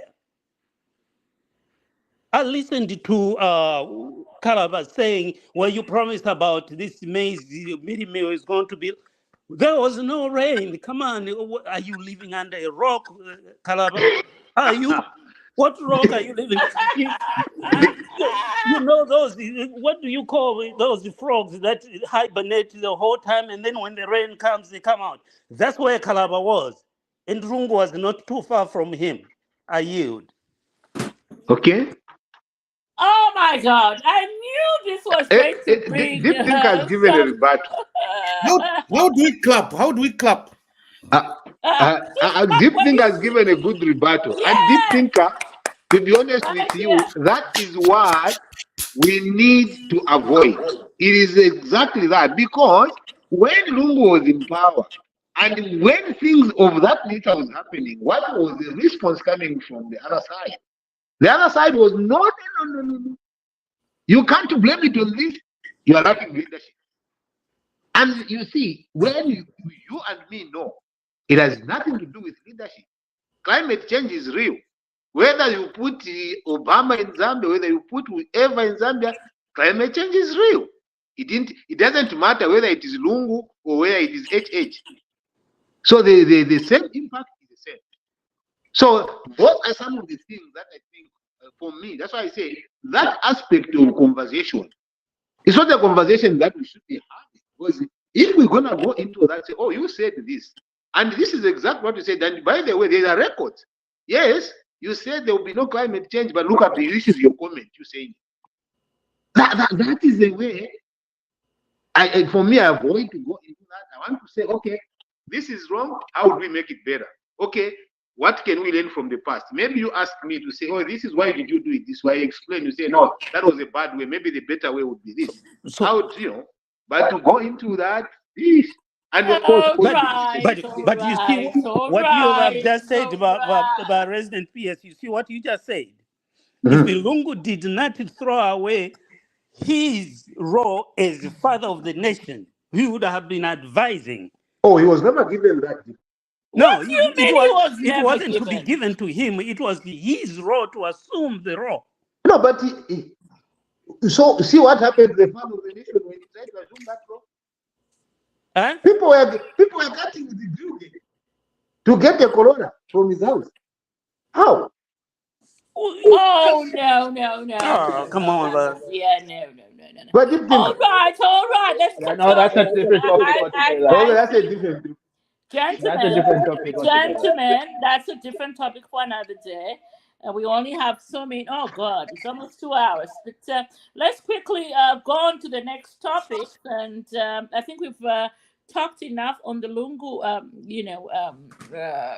claims of being a top-notch lawyer and rich. The facts of the matter is, for my people in Lugwalo village and Shikatende village, at Maramba Market, at Dambwa North and Central Market, Linda Market, Monza Central Market, Soweto, Kamwala, Masa, those are places I've been to. Now, for my people, the message is, Balungu is a liar. Do not listen to whatever comes out of that man's mouth, because he is running to the international press who cannot quiz him on his many lies that he has told. He went to the BBC, told them he was under house arrest. When his note, because we know he can go to Kabwe Catholic Church and spew all the hate he can. He can hold press conferences everywhere, every single day. Now, those are not, the terms of one under house arrest. And then his comments to the Voice of America as being a top-notch lawyer and being rich. And now those are also lies, because we know he was just drinking cachaso in Chawama. Those are facts. So, yeah, he may have been a top lawyer in the bars of Chawama. I will accept that. And we have a state counsel in John Sangwa who says the man used to reek of alcohol. The very next day, he was supposed to present cases in court with him. And sometimes he didn't know what was going on. And if he was a top-notch lawyer as president, he was not going to mislead his entire cabinet to continue being in power during elections. Those are facts. Okay, so having said that, we move on to the next topic. And that is Cardboard Metals was the executives were at State House this past week, where they reviewed.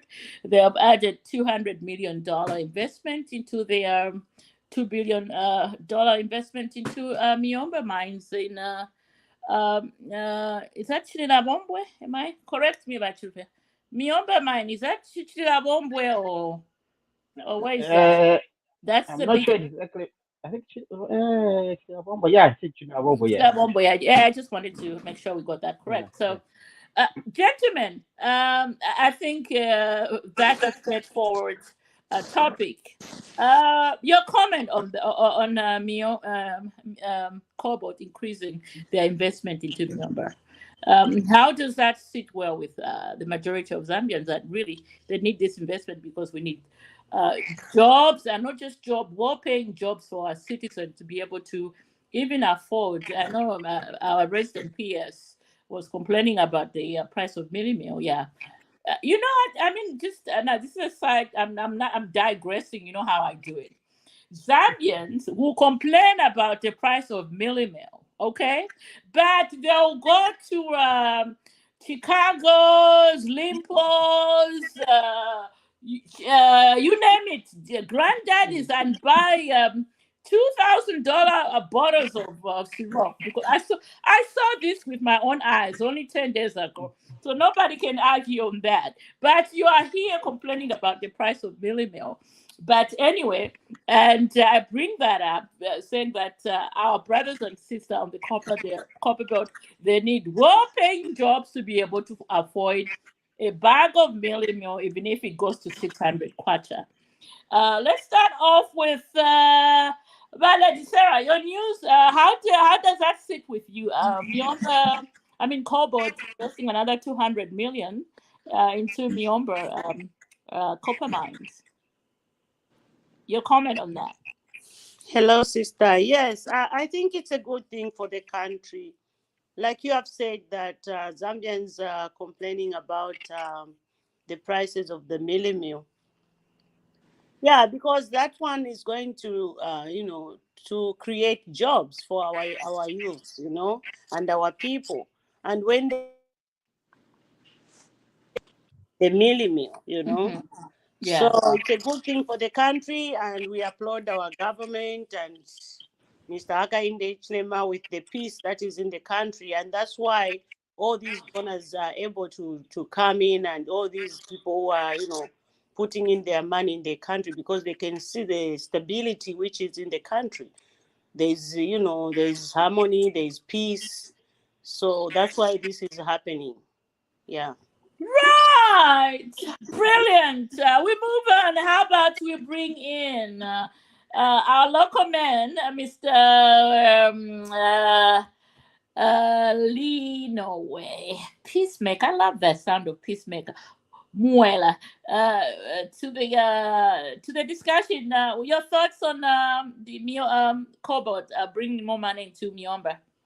I know you live in the Livingston town where all there is tourism. So, your comment, sir. Please comment. Yeah, I think these are good signs. It's the reason why we have a government in order, and we do not want a minister gets a 200,000 bribe and a Mercedes Benz and makes a road deal for Zambia. I think we want more investments. We want to see economic growth as well as economic development, and it starts from foreign investments like this. I think in the past we have made very road deals for our country.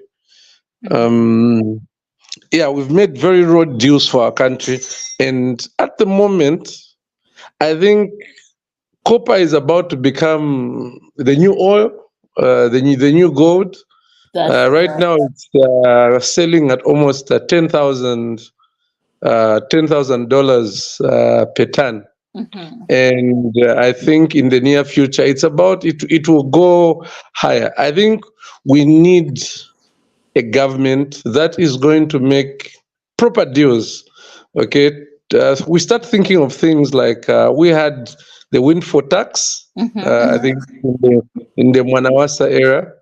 Yeah, we start thinking about how can we get back, or how can we get good deals, okay, proper reasonable taxes that are going to go towards having proper infrastructure, building more health centers for our people, building more schools, desks, and everything, funding the constituency development funds and all. So I think it's a good start. We need more. It's a pity that 20 years later, our GDP has barely gone up. Okay, 20 years ago, Kenya's GDP was the same as that of Zambia. Today, Kenya's GDP is about 110 million. We are still wallowing around 29, 28, 29 billion, which shows that we haven't grown at all. So this is a start, and we need more of this. And the president is doing a good job in attracting investments like this. But I think the most important thing is, what is the country going to? We need proper deals that are going to be made such that most of this money actually stays in the country, as well as has actual benefits to the person at the bottom, not just seeing figures talking about, no, Zambia has had these monies, but then the person at the bottom does not get to enjoy any of this. So I think it's a good start, but we need to make sure that we make proper deals and we have actual return to benefit every citizen in our country today. Thank you. Beautiful summations there from Mr. Linowe Muela. Hopefully I'm correct. I'm pronouncing your name correctly here, because I've been accused of butchering most names on here. So my apologies. It's correct. So it actually, the actual name is Linowe. Linowe Muela. Well, wonderful stuff there. I definitely appreciate the advice there. And now we have been joined by my own lawmaker, who I'm so proud of. Yeah, surprise. Surprise! My own lawmaker. You know what? People are always talking about Lugwalo village, but this is my lawmaker from Babala. Our very own Dr. Joseph S. Musanje.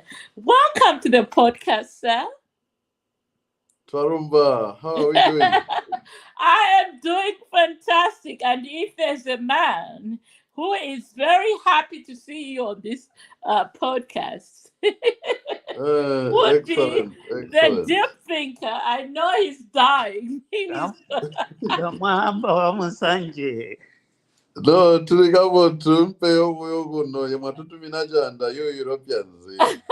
Have sent us to this janda which we are now struggling to live with. Yeah, brilliant. Yeah, the nights are very chilly. Oh wow! Yeah, I'm just coming from Zambia. It's not that bad, Honorable. You know that. It got bad at one stage. Yeah, this week is better. This week is better, and last week, but the previous week was very, very cold. The previous week I was in Zambia, I was in Lusaka. I didn't feel anything. You have developed thick skin against coldness.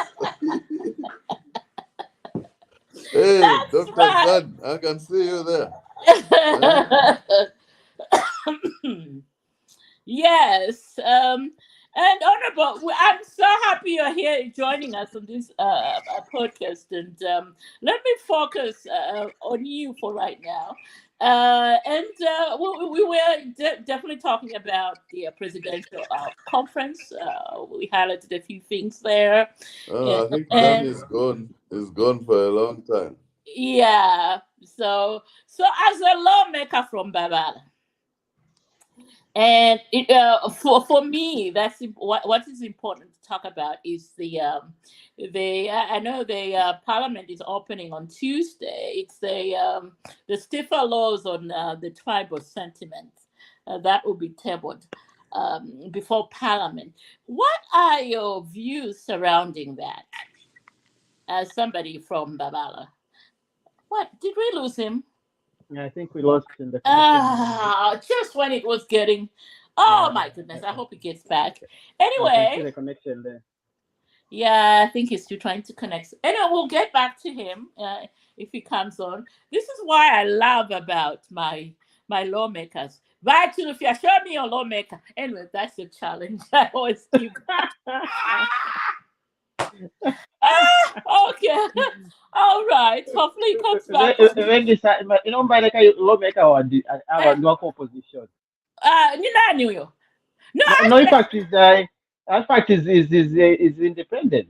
who is he? What's his name? I mean, bring him on. Bring him on. You know, Well, I'll try to reach out. yeah, I'll reach reach people out. out. Bring him on. I was actually my other lawmaker is the lawmaker in Kawata. Oh, now that's a topic another day. Lungu. You know, oh goodness me! Don't, because he was such a letdown. Who? Tayangwe or Tayango, whatever his name. Oh, I thought you were talking about Lungu. Oh no! That's my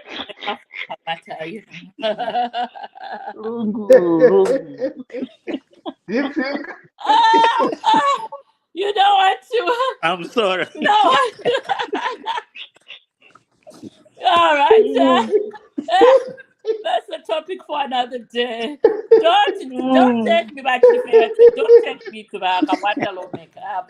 I've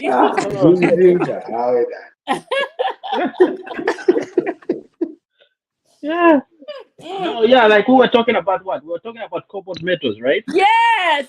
Let's go back to the discussion on cobalt. So cobalt metals is actually it's a conglomerate of companies which I think they got most of the investments here in Canada, all around the world. I mean, they're sitting on a billions of dollars of portfolio now, and they, when they come to invest that money in Zambia, themselves were saying, I mean, this is just the start.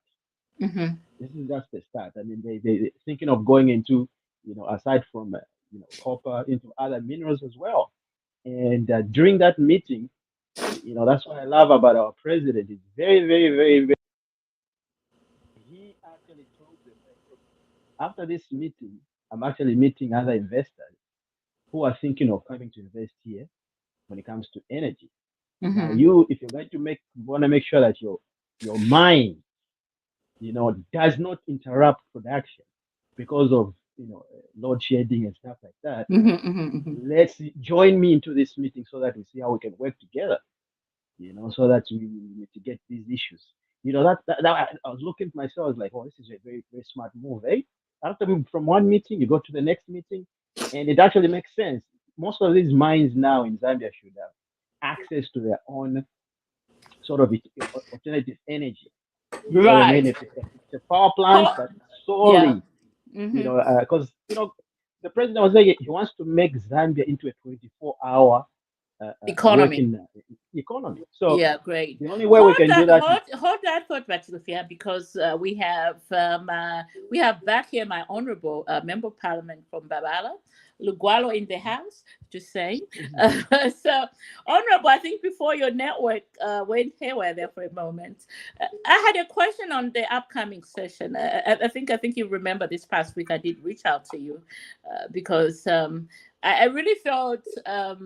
I think this is a side of me that I don't show a lot of people, but I really felt injured personally when I saw the press conference by your fellow lawmakers, that lady in Fue and Munia Zulu, and then we have Edith Nawakwi throwing in her 2 cents, and the Reverend on tribalism. That troubled me. It really troubled and bothered me. And I reached out to you and said, you really, Honorable, shouldn't we be thinking about stiffer penalties for these people who don't seem to change. And thankfully, the president announced that it was agreed in Parliament of stiffer penalties for hate speech, and it will be tabled this upcoming session. Your views there? And as somebody, I mean, I'm not just saying as somebody who has a constituency in Southern Province, whose members every day hear about these comments and, from other parts of the country. I really would like you to just lay your thoughts on us. How do you console somebody like me who really feels like, why am I hearing, things, anti-Tonga things in 2024? Your comment, Honorable. Did he hear me or not? Oh, there you go. It was breaking a lot. Oh, okay. Yeah, it was breaking a lot, so I may not have captured everything. I just heard about the tribal or hate speech, something. Yes. In that context. Yes, in that context. Where are your views on that? Yeah, so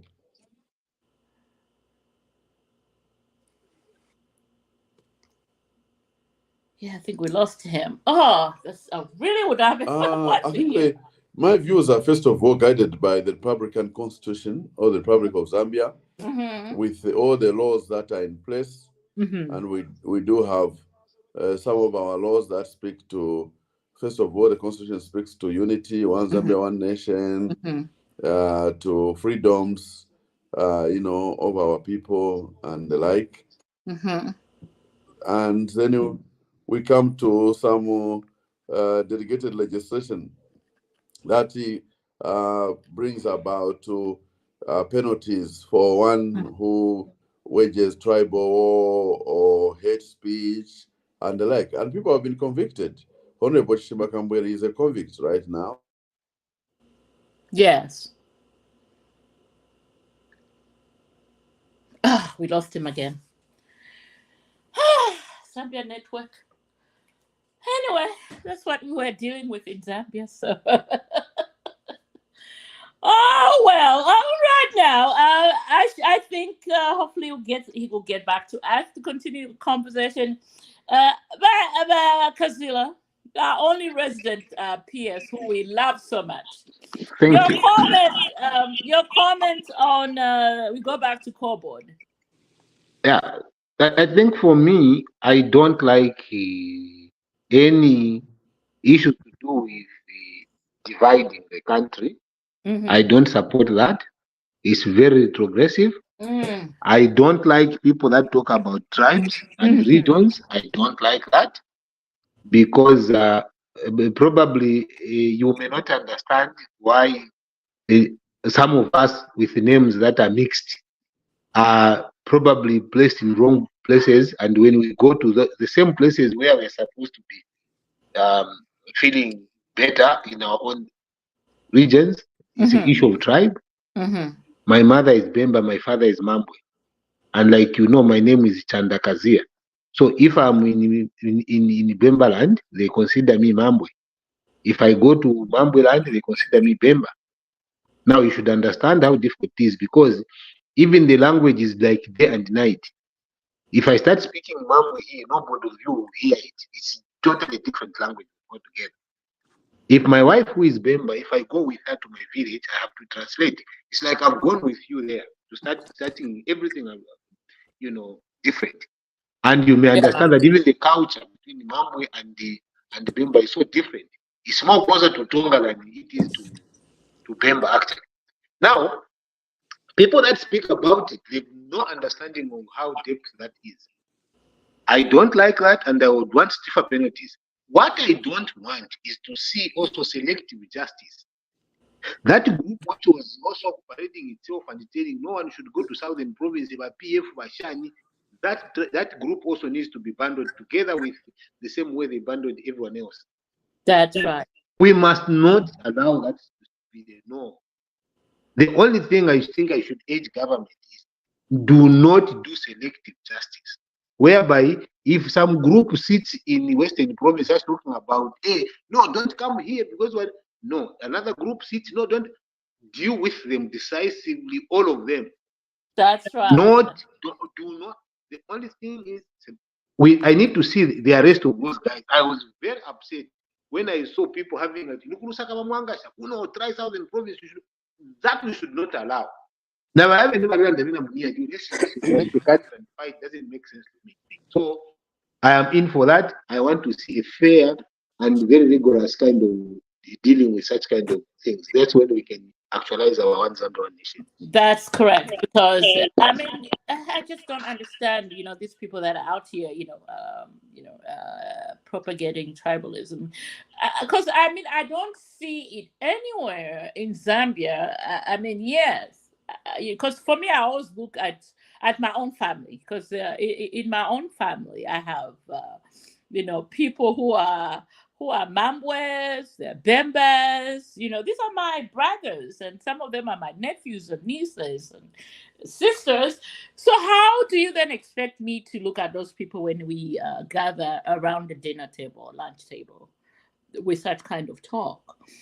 So anyway, hopefully we can get my member of parliament for Babala back, Lugwalo in the Bubu. I guess let's go back to the conversation on core board. Dr. Danny, your comment on the core board investing another 200 on top of their $2 billion into Miomba. Your comment on that, please. All right, that is very, very good news to me, and it's a good thing. But let's bear in mind that this is a long-term investment. Correct. We're not gonna get the fruits tomorrow. The fruits will come in a few years from now. So, but we need our people to eat as of today. So, in addition to these types of measures, the government should also put in place things that are gonna lighten the burden of the cost of living on our citizens. And they should have projects which are not long-term, but short-term projects too. I know CDF is trying to do that, but they need more investment in short-term investments for our people on the grassroots. Mm-hmm. Yeah. In terms of these investments as well, my brother just mentioned that, for example, the Kenyan GDP has grown and ours has remained stagnant. Mm-hmm. East Africa has actually realized that I know our president is talking about it right now, value addition. Their economies are growing because they're insisting on value addition to their products. Very few East African countries are exporting raw materials as of today. They process everything. They used to export coffee, they stopped. They export products made in Kenya, made in Uganda, made in whatever. So they're doing that. I think we need to really follow what the president is saying about value addition to our copper. I know the price is very lucrative now with all these electric car batteries coming in and all this type of thing, but let's take advantage of this and insist, like Museveni. Museveni is insisting that there's no raw material that's going to leave Uganda. Whatever leaves Uganda should be processed in one way or the other. So we should also start insisting on that if we have to grow our economy at a faster rate. Just for us to get excited that copper is a good product, of course, it's expensive now and it's all this type of thing, we are cheating ourselves. Let's start insisting on these investors to tell them, of course, we might not produce electric battery right now in the country because it needs a lot of investment, all these factories, but let's process the copper to maybe the first level of producing a copper battery. I mean, an electric battery, for example. Let's make those plates. Just a simple stage one of an electric battery and car electric battery. Let's make those in Zambia and then export them somewhere else where the battery will be made and stuff like that. But let's start somewhere. Value addition, value addition, value addition. And I think that's the key. And also, let's start projects which are going to be, start helping our communities.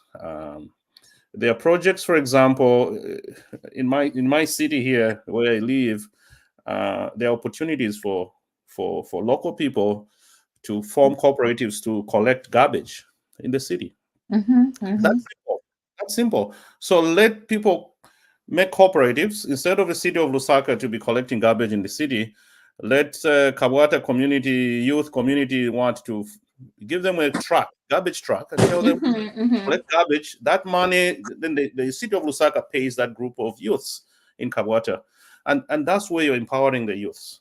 Right. So we need those types of projects, simple but very effective, and people feel that they are participating in the economy. So that's my only, and that's what will show the difference, immediate difference that the government is working. I know if we are having these mega projects of this mine and that mine, and that's good for the next 15, 20 years. But what about now? That's my only. Correct. Yeah, we need simple, straightforward little projects that will help our sisters and brothers on the on the ground. Right. Yeah. So for me, with all these investments that are coming in, and I mean, it definitely some very good news finally to be able to say that.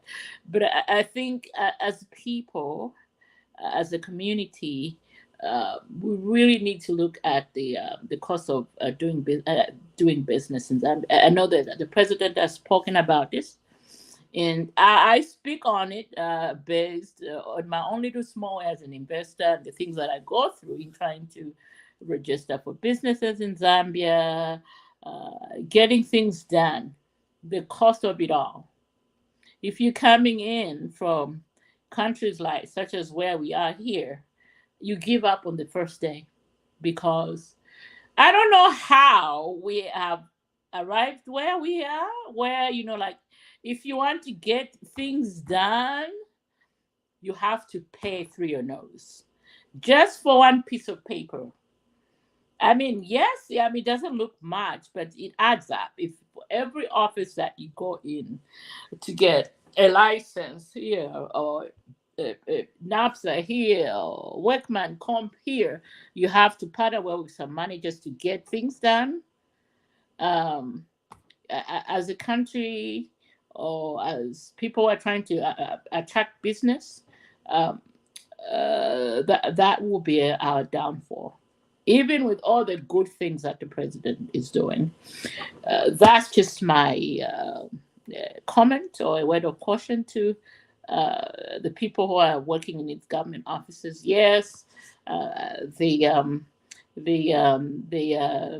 the idea is that you all right. We're not getting paid enough. So this is just see it as our tip. Come on now. All right. So having said that, shall we move on to the next topic? Hello. Deep thinker, hello. Yes. I was doing it deliberately. I thought you were going to ignore, but go ahead, deep thinker.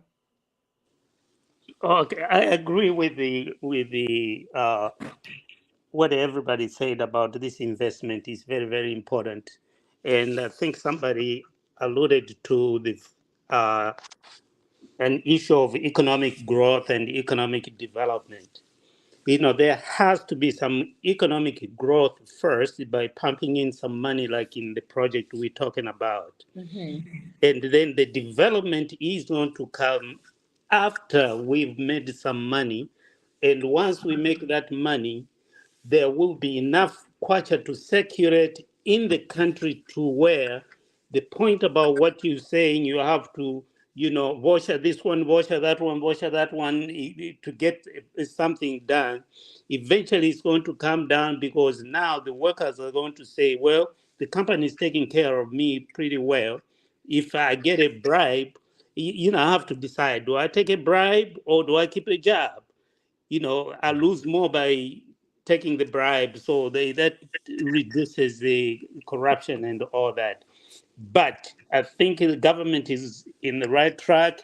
They are concentrating on economic growth first. And by definition, economic growth is the increase in the quantity of goods and services produced. And then economic development is defined as broader range of, including, it looks at other services like healthcare, social services, education, infrastructure, institutions. So you have to have economic growth to be able to pump money into those sectors like health, education, and the rest. So I think we're in the right track. Absolutely magnificent contribution there by everybody, including the deep thinker. Shall we now move on to the next topic? Unless if somebody, did I miss anybody? Actually, Ngaba PS. on the Enough. topic. Of course, everybody's spoken. I didn't comment on the new development. I think Okay, go ahead. it's a good, every investment that is coming to Zambia is a good, it's a good thing. We just need to manage the investments like one else is saying. How do we do value addition? How do we create systems that avoid us being ripped off? So I think it's a good thing. We must encourage it and just make sure that it is managed the way it should. So it's a good thing to see. Yeah, that's so we're talking about a total of $2.2 billion investment so far into Mingombra. So now we move on to the next topic, which is also, do we really need to talk about this tribal arrest? I think, haven't we talked to now on tribe? Oh yeah, we've talked about that. I think we've exhausted that one. Yeah.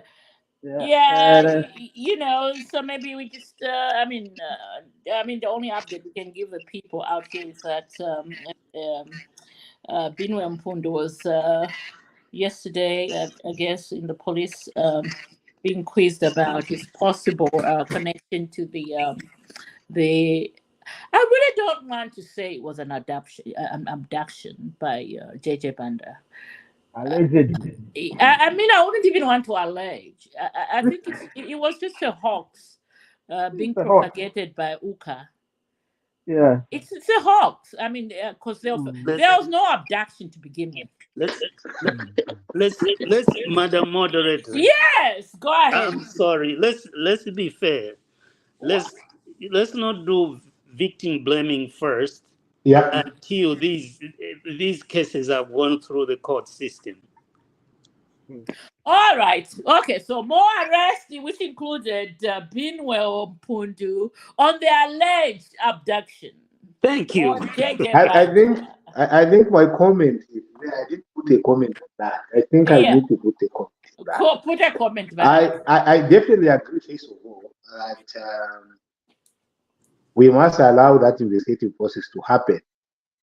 But I have very serious reservation that that was self-inflicted. Someone inflicted on it, and someone is trying to cover it up. Someone, somewhere. Maybe let's see how the investigation are going to go. Say that again. I'm saying somewhere, someone, some criminality happened around it, JJ. Someone inflicted that pain on him. Because there's no way you can create that pain on yourself. There's someone, or it must be a syndicate somewhere. So someone must when you say someone, what pain? What scratches? I didn't see any scratches. When you see someone, that's okay. Let's roll back the tape. Yeah, let's roll back. Let's roll back the tape. Now, Bakazia has just opened another Pandora box here. Okay. Let's roll back the tape here. Roll back. How does one disappear at 3 a.m. in the morning, and the people that only know about it are those connected to him? I'm not even going to mention names. Okay. And then only to reappear at 3 a.m. at a farm supposedly owned by somebody he knows or he's connected to at 3 a.m.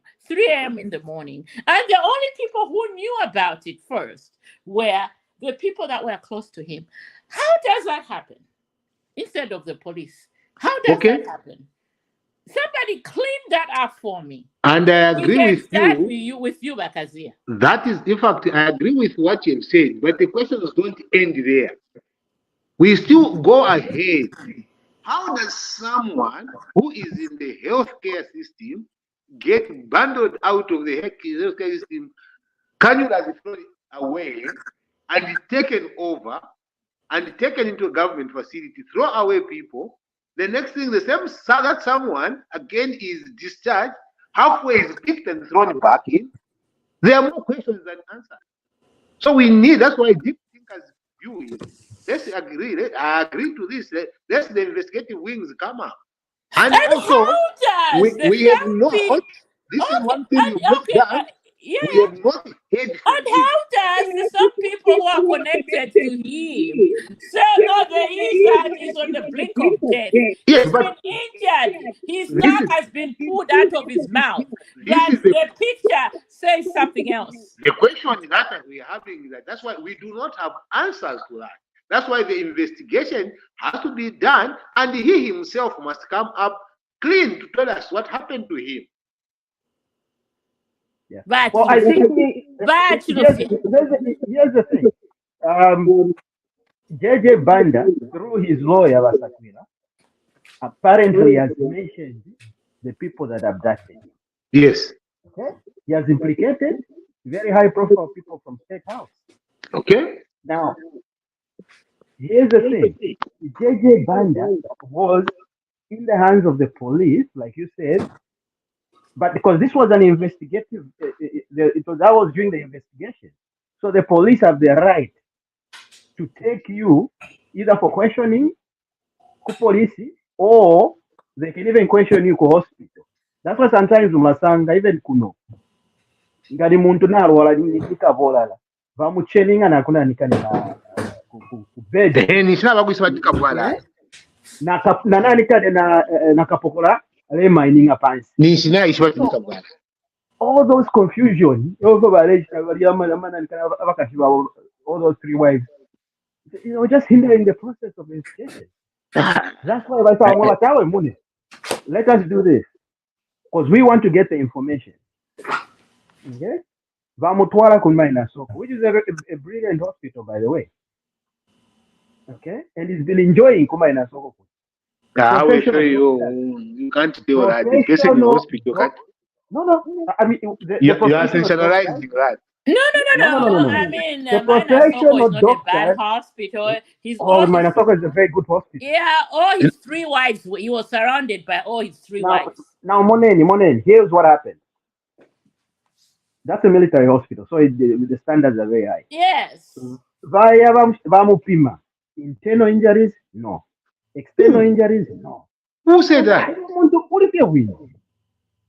Tamore Tamba TV. You didn't see them, they were there. Doctors, they were surrounded, giving a report on JJ Bada.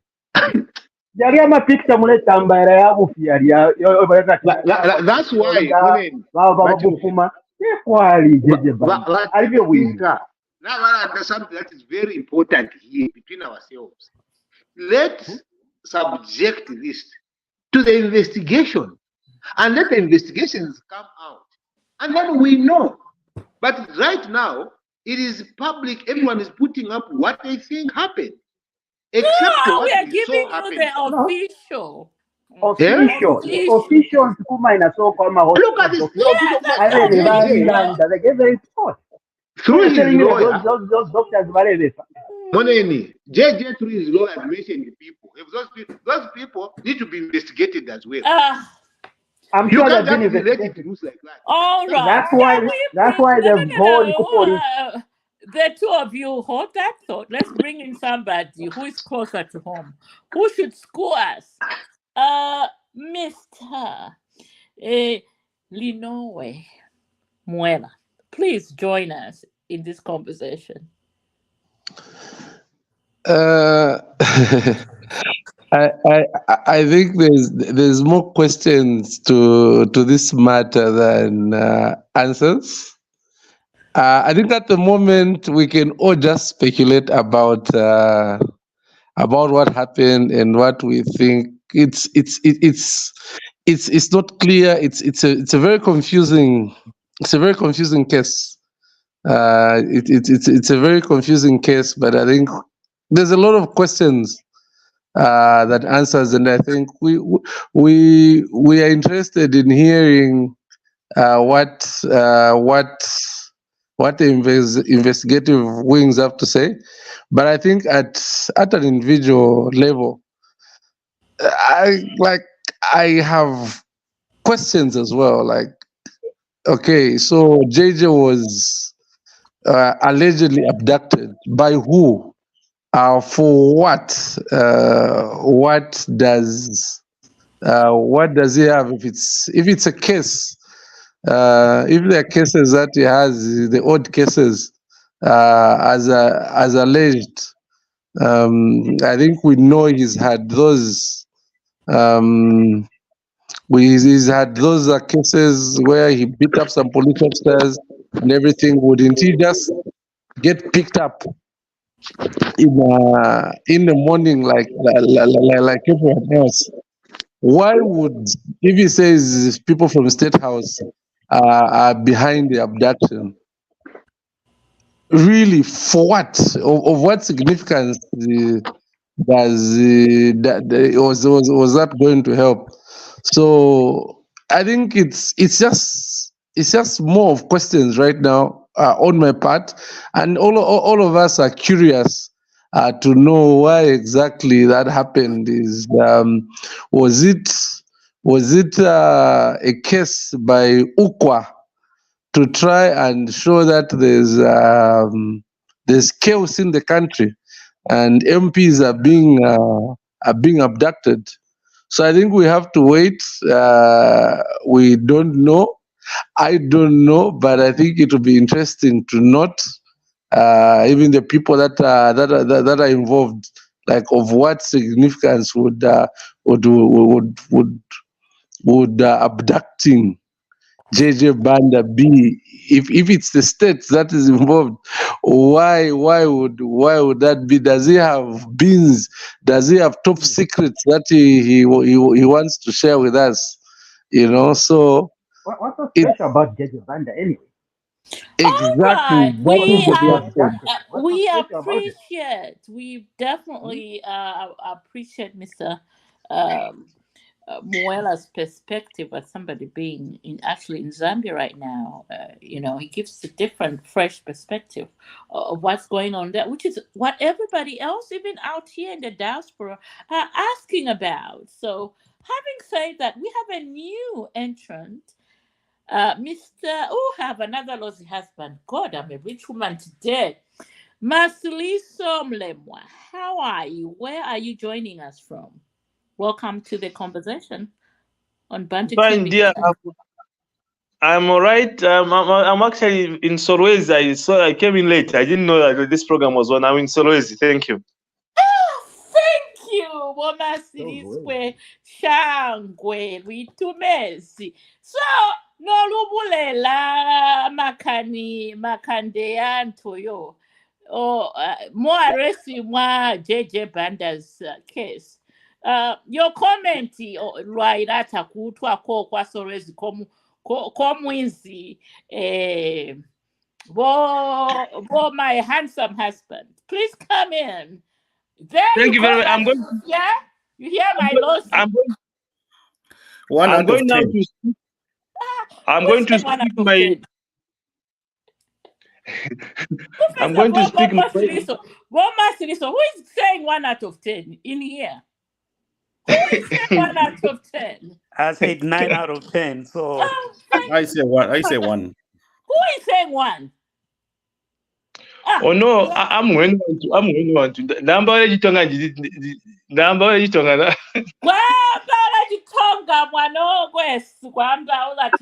Go ahead. I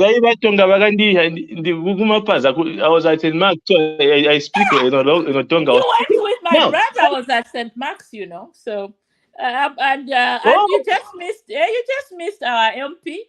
I'm from Lugwalo village. So go on down. Sure, what is so significant about JJ Chinzi? So I think this level of politics to me is too not childish. I mean, I don't think the government can go. I don't think the government can sink so low. Really. Anyway, Oh my God. I think that whoever policy, what the police are going to come up with, but they're doing investigations. But basically, this type of politics is too childish. Thank you. Thank you. My lovely husband. Straight to the point. And he speaks laws. And he speaks a very fluent Tonga. He went to St. Mark's. Who can challenge me now? Who can challenge me on this podcast? I can challenge you. I taught at Masuku High School in Choma. Yeah, go ahead. I can challenge you because I taught at Masuku High School in Choma. Oh, yeah. One Zambia, one nation. Go ahead. I taught at Masuku High School in Choma, 76 kilometers. Yes. Me, I can challenge you. Yes, go ahead, challenge you. Bring it on. I'm saying I was there. So I think in terms of the geographical coverage, I've done that. Now, for me, the issue of JJ is something like why the lawyer is talking about something. The government is talking about something. The police are saying something. This matter needs to be handled carefully. That's what I can say. Well, we are waiting on an update. I'm pretty sure we should get an update towards the end of this week. I think we waited long enough, and I'm hoping for more meat during this upcoming week, and we'll certainly talk some more on this next week. But Lady Sarah, yeah, I know you're driving now. Your comments on the JJ, on the Binwe Mpundu arrest and the more arrest of the JJ band. Yeah, this is what I wanted to talk about. You know, the way Mpundu came out and, complaining. In fact, the lawyers in Zambia, they should be, open. Their eyes should be open so that they can eat more money. Because Mpundu police. Tabali asuka mafoni, vaitana lawyer, avena makabe zulu, varanga makabe zulu. They should charge more money so that they can eat well. If you have a case, the police are calling you, just go. Why you're jittery? Why are you becoming jittery? But it's that receipt where the note was written to say, people of Zambia, forgive me, JJ Banda. It was a laundry receipt for Mpundu, according to the newspaper. You didn't read? That's why I said we should talk about Mpundu. At a laundry receipt. Yes, I saw that message. Okay? To say, you people of Zambia, forgive me. That's why Mpundu was called to police. So when you're being called to the police, it doesn't mean that the police have a case for you, but they want just to ask you, how come your laundry receipt, and the handwriting too. Yeah. The handwriting was his. So now, Chanda, imagine if it was in America, that investigation discovery for Yenda Kuno. Because you are connected. You are connected. You have to be questioned. Not if you are they want to abduct you. Should not cry or fire at no. Your name, your receipt, your laundry, handwriting, you have something in connection with the JJ Banda's abduction. So you should not cry like the police is after you for nothing. No, they're just doing their job. That's why I wanted to talk about it. So Mpundunga ale yafenga bamutumina phone bakapokola asuka. Onto kwamba kubajita. Thank you. Right. That's what he was saying on TV. That, the one that the police came to my house, they want to abduct me. I don't know why this language of abduction is become common in Muliba Uko. It's like a common thing. I have a different opinion. Who does that? Who tells them that they want to abduct me? But Kazia, before you come in, let me just for those that don't understand the meaning of abduction, Ababa Nani ba Ukwa, when they come up in the media and start saying abduction, I mean, that's why I have issues with the Zambian media. These are some of the things people need to question. What do you mean abduction? So according to the dictionary, so abduction is supposed to be the action of taking someone away by force or deception. So that's the question we have around JJ Banda. Was he taken by force, or is this deception at play? So I guess we should get more details, more updates coming in from the police this coming week. Shall we then go to the next topic at hand? Can I just make a comment before we leave that topic? Yes, please go ahead. To me, as just like everybody else has said, there's a lot of questions than answers on this case. Mm-hmm. And just the way it was reported, how that person and we don't even know the actual identity of the people that are finding this abandoned vehicle or that are finding him. These people are kept secret. We don't know them. In a normal investigation, someone will be brought to the media, asked, what happened? Oh, I was walking my dog, and then I saw something, and I went there. Why are you hiding the people that are key witnesses to these cases? And also what is strange is that when these things are being found, Doc, the people who are finding these things, they are out of the picture. Guess who they are calling first? Yes. Lungu. Yes. Absolutely.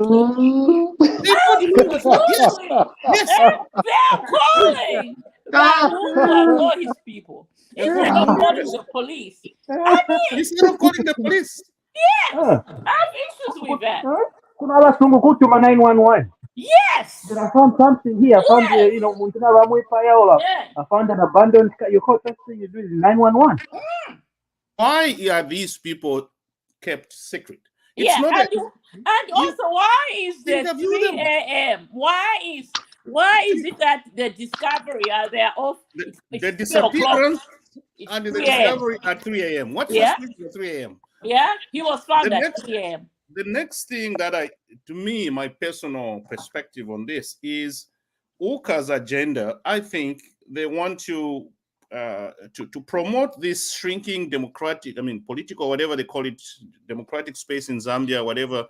They're just trying to drum up this notion that yes, now even politicians are being abducted and all that, and they think the Zambians are gonna sympathize with them. Oh my goodness, these politicians are in trouble now, and all this type of thing. That agenda will not go through. That will not succeed, and they should just stop. Yeah. They just think they're gonna get sympathy from the Zambians and international community that now they're being even adopted as politicians, and that's the reason why they're crying that the democratic space is shrinking in Zambia. To me, that's my personal view. It's not. That's how I look at it. Because someone said his tongue is out. They were pulling the tongue with the pliers. Yes. JJ's tongue is perfect. Yes, I was waiting to see that. And then this person says, I saw him, his tongue is swollen. He cannot even talk. It was on national television. I don't know what they were using to pull the tongue out. Yes. They were saying maybe they were using a pliers. That's his sister. Yeah. And his sister on national television. I saw my brother with a swollen tongue. Yeah, he can't even talk. But JJ's tongue is perfect.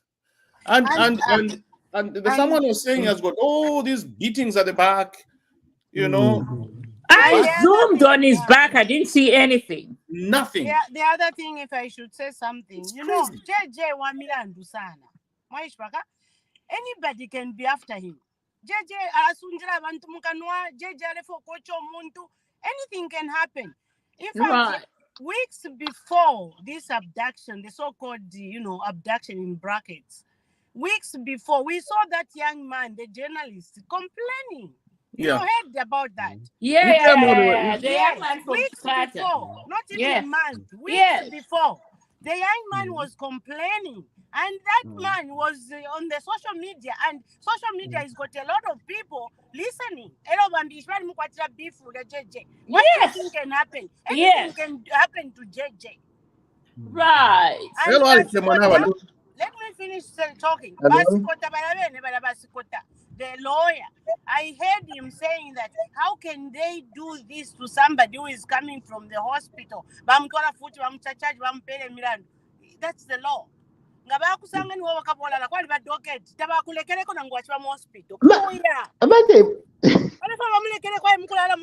what? Why? I am going to Queenie bed. No. Quick myself. Right. Yeah. Anyway, I have a different opinion. because before you come in, let me just there's I think this is gonna be there also tomorrow. Everybody's on it right now. So this past week, there was a story that dropped on social media where a wife was looking for her husband, who happened to be a Yango driver, and unfortunately, the young man was found dead somewhere in the Chilanga area. And then yesterday, another story popped up where another young woman was looking for for the husband, who disappeared apparently almost the same time as the other young man who died. I think the young man who died was a Mr. Mlenga. Now, this other young man also disappeared on Wednesday, and then the wife came out yesterday looking for him, and thank God he was found alive. But then again, they lurched on this story. They are tying the two, trying to now use it as a way of the New Dawn government using these younger drivers. They're killing them and stuff like that. Your people, what's wrong, country? What's wrong with your people? Politics. They are expecting for investigations. They are just tying things loosely. Now, they have no talk because this young man apparently left a note that he just wanted to be left alone. Who knows? Maybe he was at a side chick. He's been found alive and well. He was at room 18. Yes, so he was at room 18. That's another thing. Please, Kazia. Room 18. Now you can speak. But I'll try to answer some of the ones that I know. First of all, if you talk about Ijintunga chachitika ku Zambia, there is a way the Zambians, we have not changed of the blame game with government. If a criminal does something, we attach criminality to government. We don't attach criminality to criminals. If it is, I would give you this example. Gari Ngombo apelo muntu kachasu. Anwa, amrosa bantu kachasu. What happens? We take the entire UPND like even Western muntu kachasu, not at Gari Ngombo alone. These are the same things that happen in Zambia. Criminals will do something away from UPND. UPND is not aware, they not finance anything. But because of our politics, we take that and place on the government. And specifically, do you know who is placed on it? Record is the president.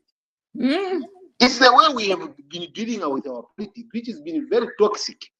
Because that way, criminals hide in the name of government. So they will not blame me, they will blame government. So that who does it come to is government. So we need to make a clear distinction around that. Criminal element. It is that person that we must hold accountable to the full extent of the law. And the boys, we must point out we are the criminal.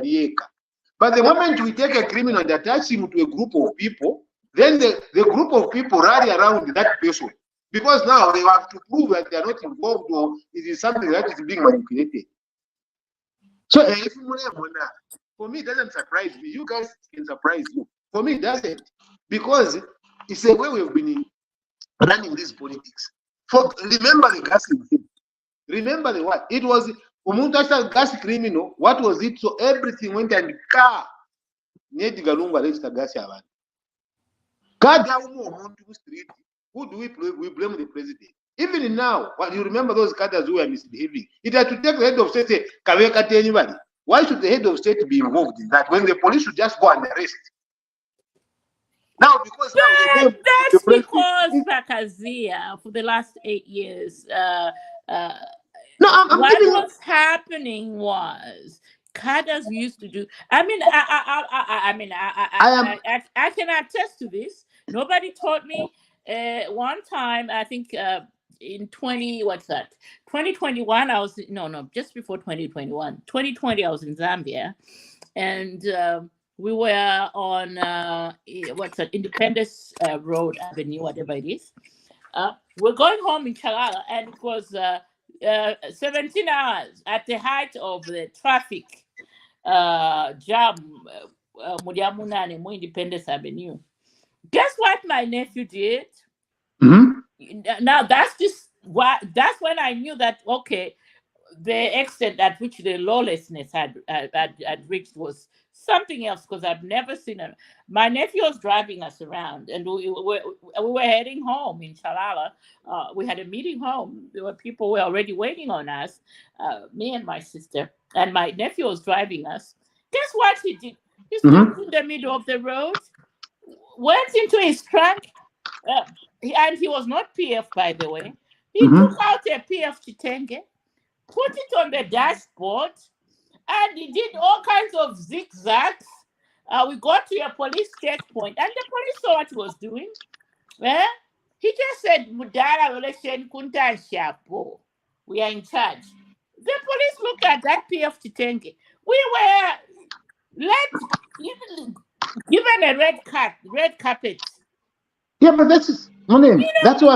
I looked at him and said, "But honestly speaking, yes, we are in a hurry, but this is lawlessness at the highest level."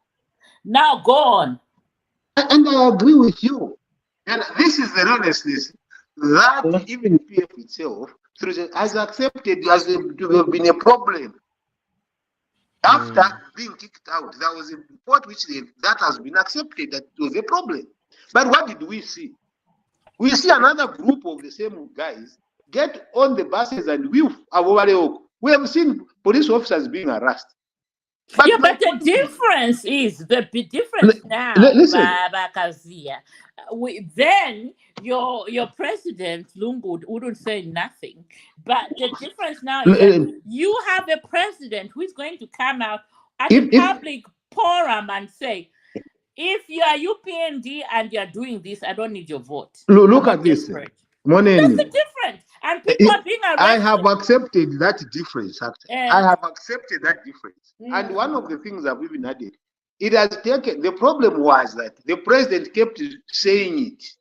"I do not want this." People kept doing it. Now it was actually degenerating until now, but from the onset, the police needed to deal with it. That is the way it should be. Was so quiet. He never said anything. Now, was quiet. Yeah, okay, hold that thought. Let's bring in Masiliso. I would like to hear his comment on this.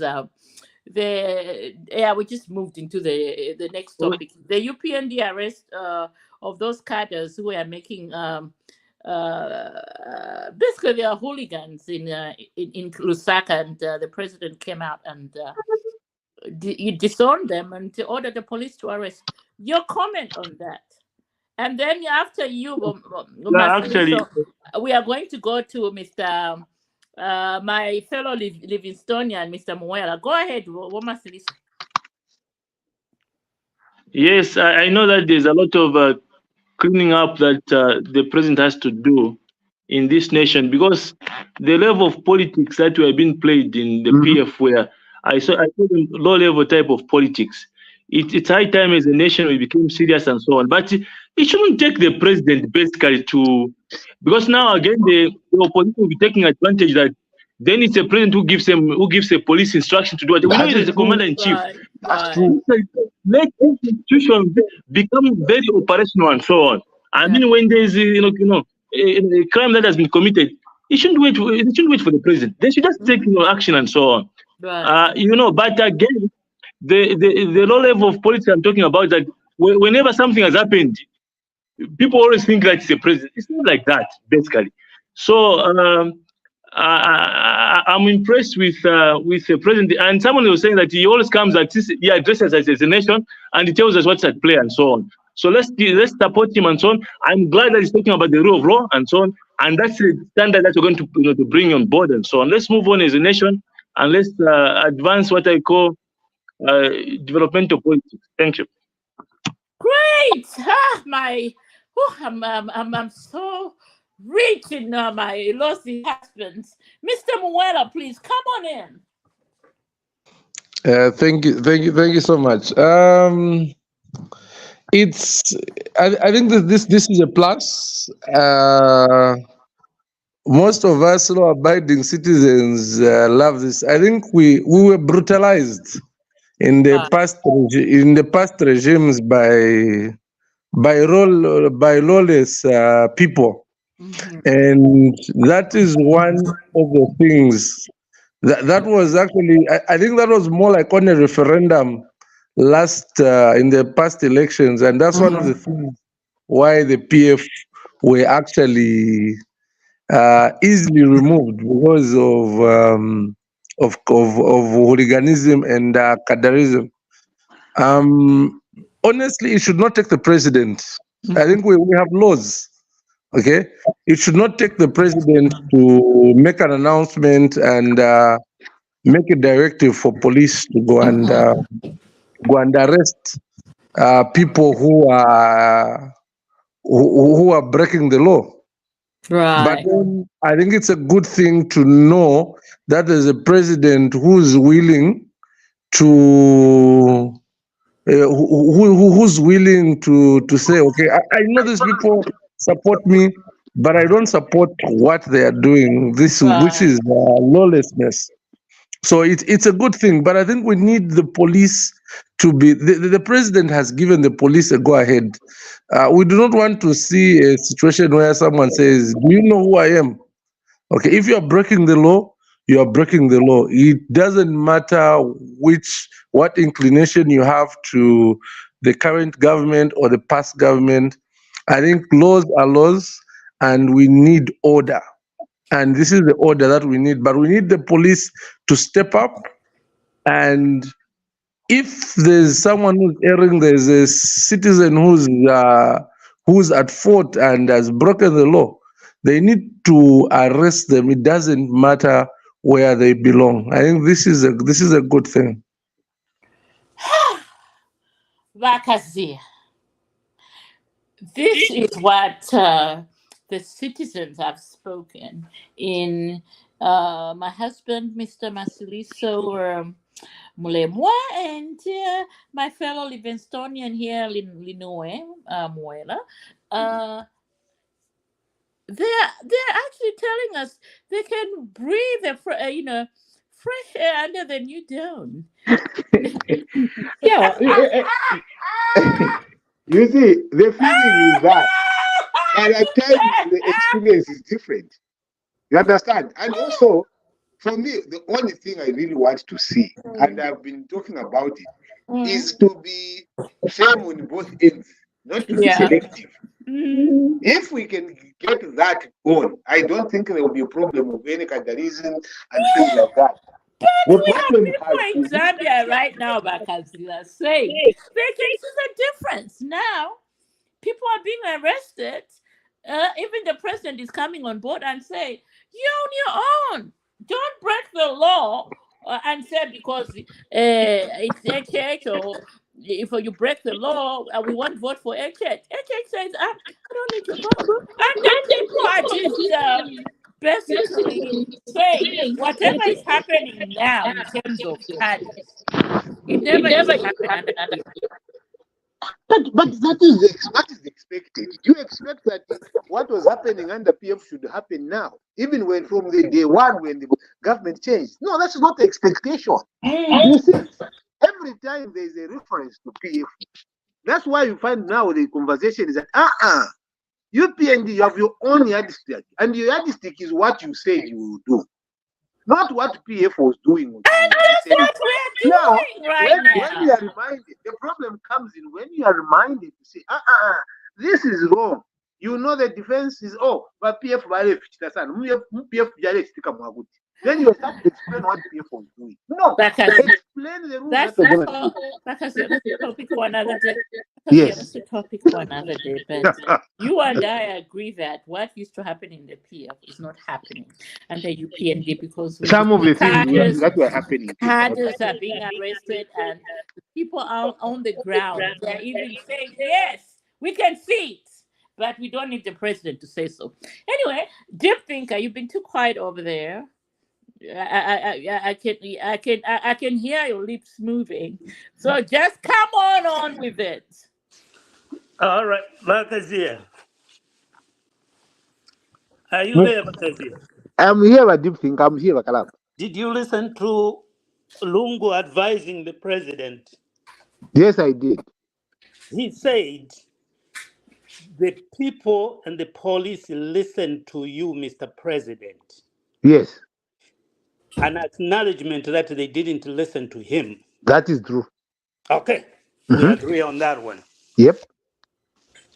So, and he made a mistake and said, that's why we handed the power to you. Yes. Power was not That was not handed a to mistake. No, power was not handed because he didn't want to give up the power. But you say Uh, you wanted to hand it. okay, I have a different thought on that because I was Okay, there. that's all right. That's all right. But here's the thing, and I started. That's where I started from. Lungu should have been the father of the nation. If he acknowledges that the people listen to HH on some issue, especially criminality, he needs to humble himself and talk to the president. We can only have one president in the country at a time. When he goes and defies the police and all that, that is a problem because there's some people that are following him. Make no mistake, we have thugs in UPND. They've always been there. They have always been there, but there is a president who can curtail and tell them not to do what they're thinking of doing. Okay? Something that Lungu failed to do. So as we talk about the criminality here, the political circles need to come to an agreement to sit down because the country is going to be ungovernable if the criminality has the blessings of some people, especially in opposition. No.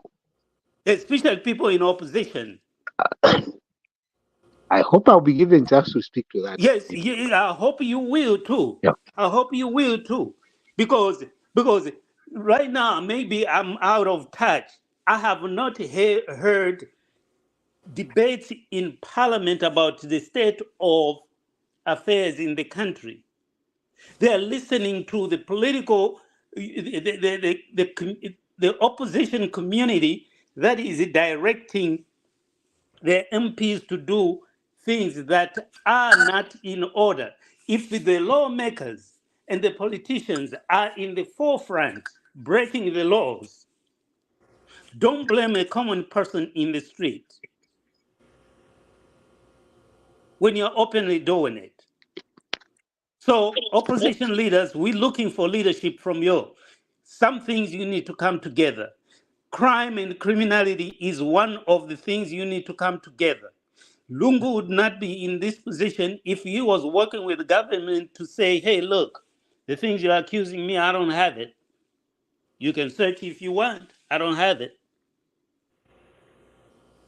I yield. All right. Well, well, well.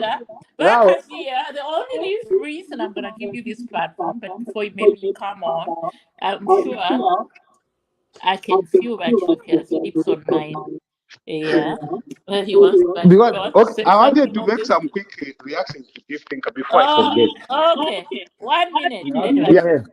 So Deep Thinker, I understand the challenge that is in Zambia. The things you've said are correct, but opposite things happen. In the ideal way of dealing with things, what you're saying should happen. But we have created a narrative, not that it is being created now between HH and Edgar Lungu. No. It is a narrative that has been created over the years from MMD time, which for me, I was hoping that it would finish.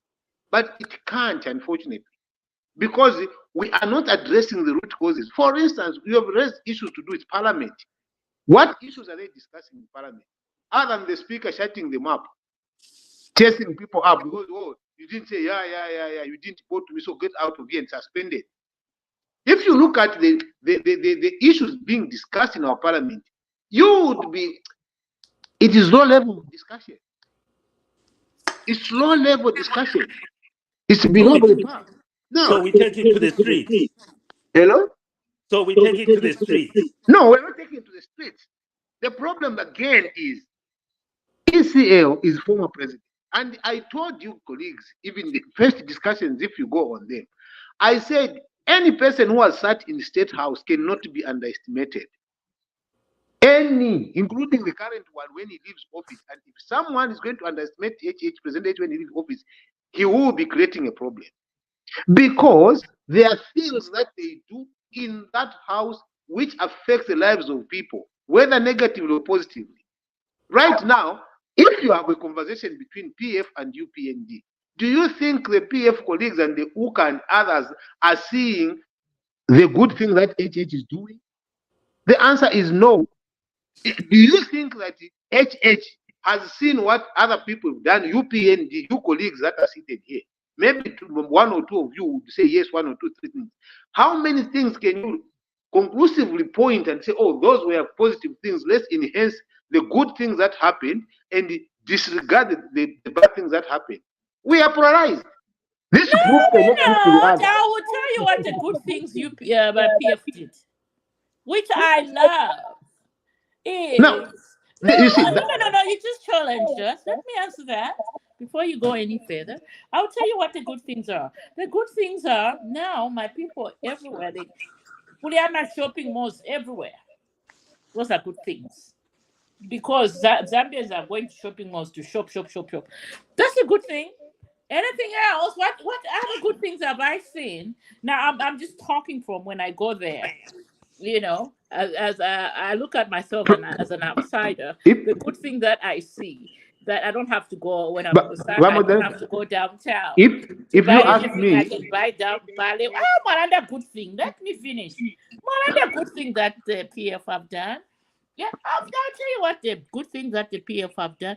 The PF has taught our people to think government office, you have to part away with 500, 100. no, see, that is the that is the conversation I think. I'm telling you, that's not a good thing. You just haven't.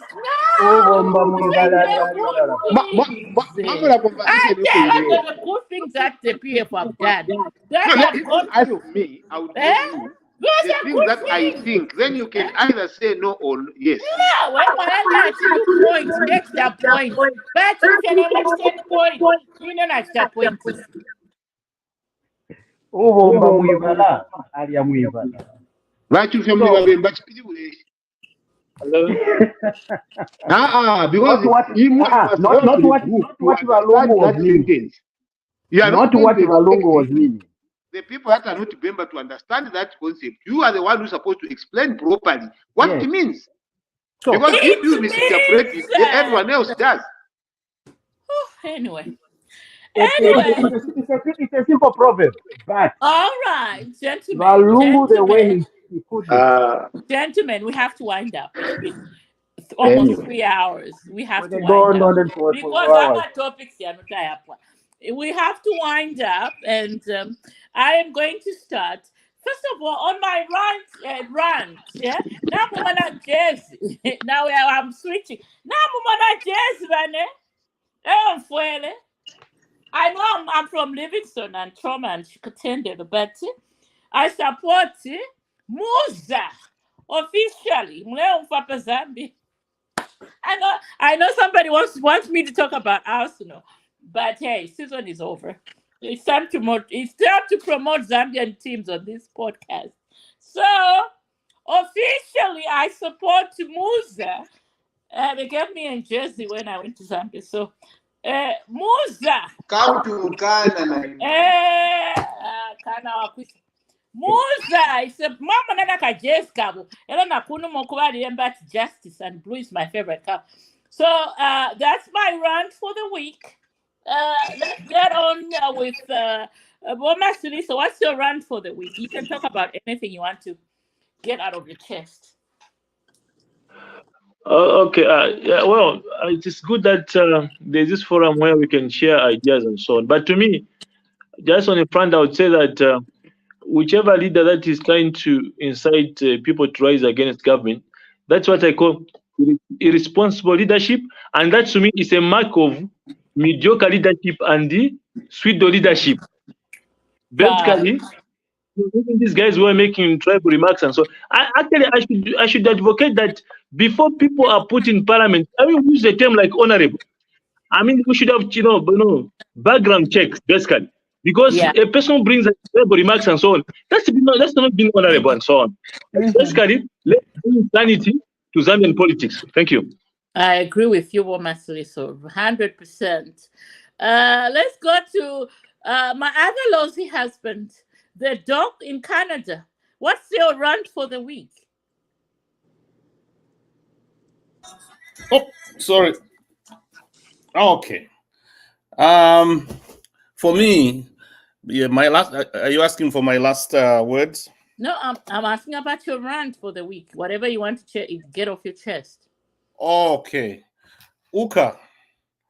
We need credible opposition, and Uka is missing an opportunity to form a credible opposition group in Zambia by embracing Lungu.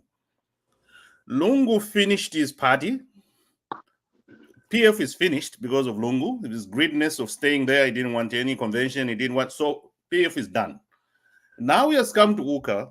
He's going to finish. Uka, instead of getting organized, they are concentrating on this man who is coming to kill their organization. They should just get rid of Lungu and move on. Things are moving. Time is running out. They are wasting time talking about JJ doing this and that. We are registering voters. We are on the ground. We are already taken off our registration of voters. We're getting this and all that. They are busy having daily press conferences every day in Lusaka. They are wasting time. Get rid of Lungu and move on as a group and form credible opposition if you want. Lungu is going to kill Uka. That's the only observation I'm seeing here. Right. If they depend on this man, Uka is going nowhere. Right. That's just my observation. Great, Bakazia. What's your rant for the week? My rant is very simple. Leave Lungu alone. If he wants to be indulged in politics, let him do it. He's not killing anyone. If he's going to kill, at least he's going to kill Uka. He's not going to kill UPND. Leave Lungu out of this. My rant is that leave him out of this. Let him enjoy his rights as a citizen. Deep Thinker mentioned that he has come into politics. It's a rough game. They're going to insult him. They're going to do stuff to him. It's understood. So to come and say, no, let him not do this, he's going to, no.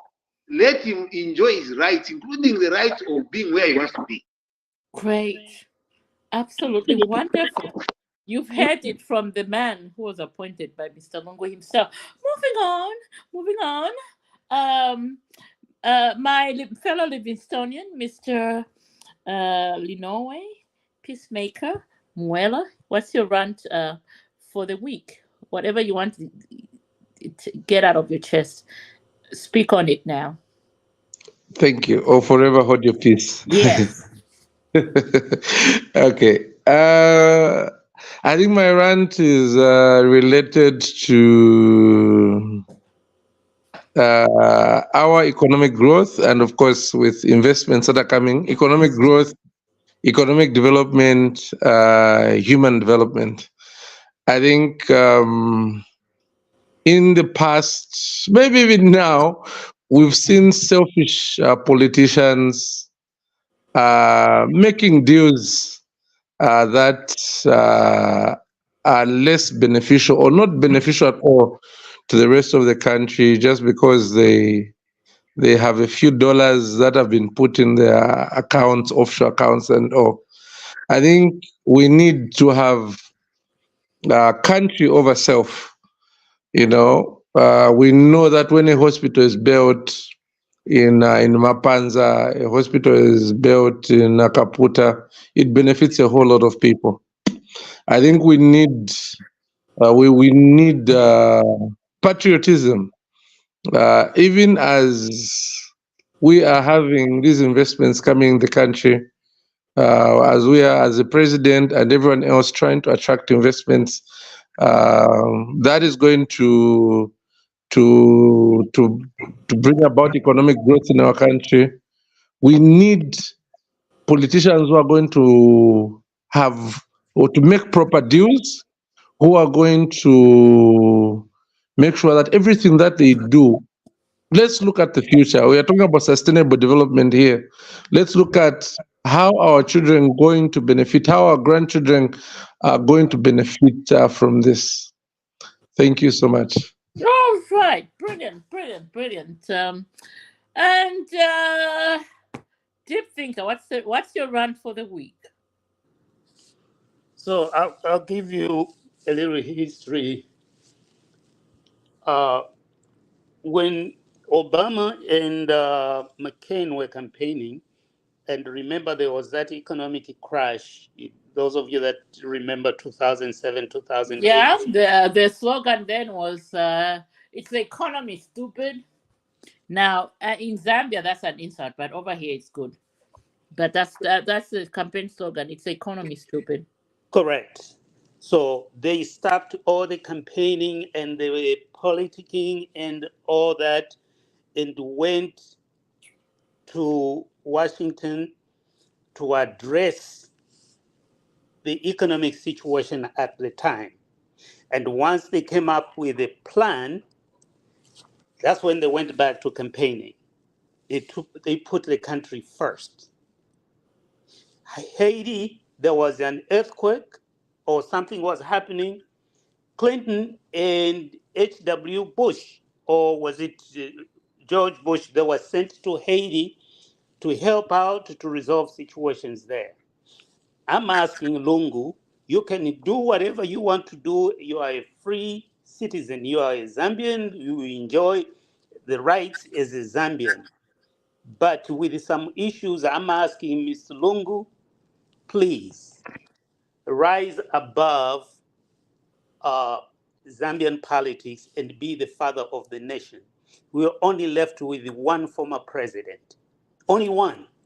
You're the only one we're looking up to because, good or bad, you have the experience in that office.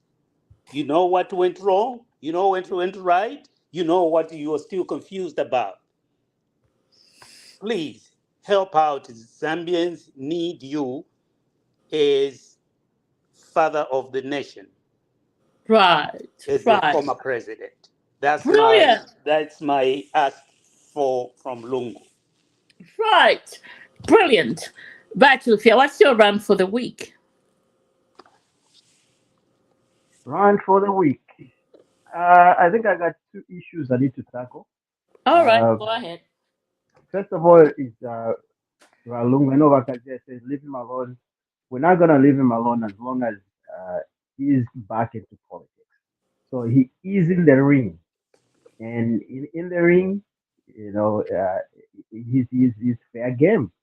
So it's a boxing match. So the big man, like everybody else has said, he lost the opportunity to become a statesman. And right now he's seeking sympathy through the international community by going through all these interviews.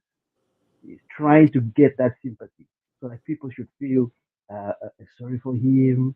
But he's forgetting that the ills and the bad things that happened that during his regime outweigh whatever he's going to go and tell the people. And to be honest, everybody and every citizen of Zambia knows that by now.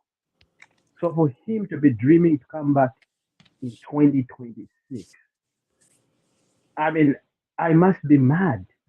I must be out of my mind to vote for him.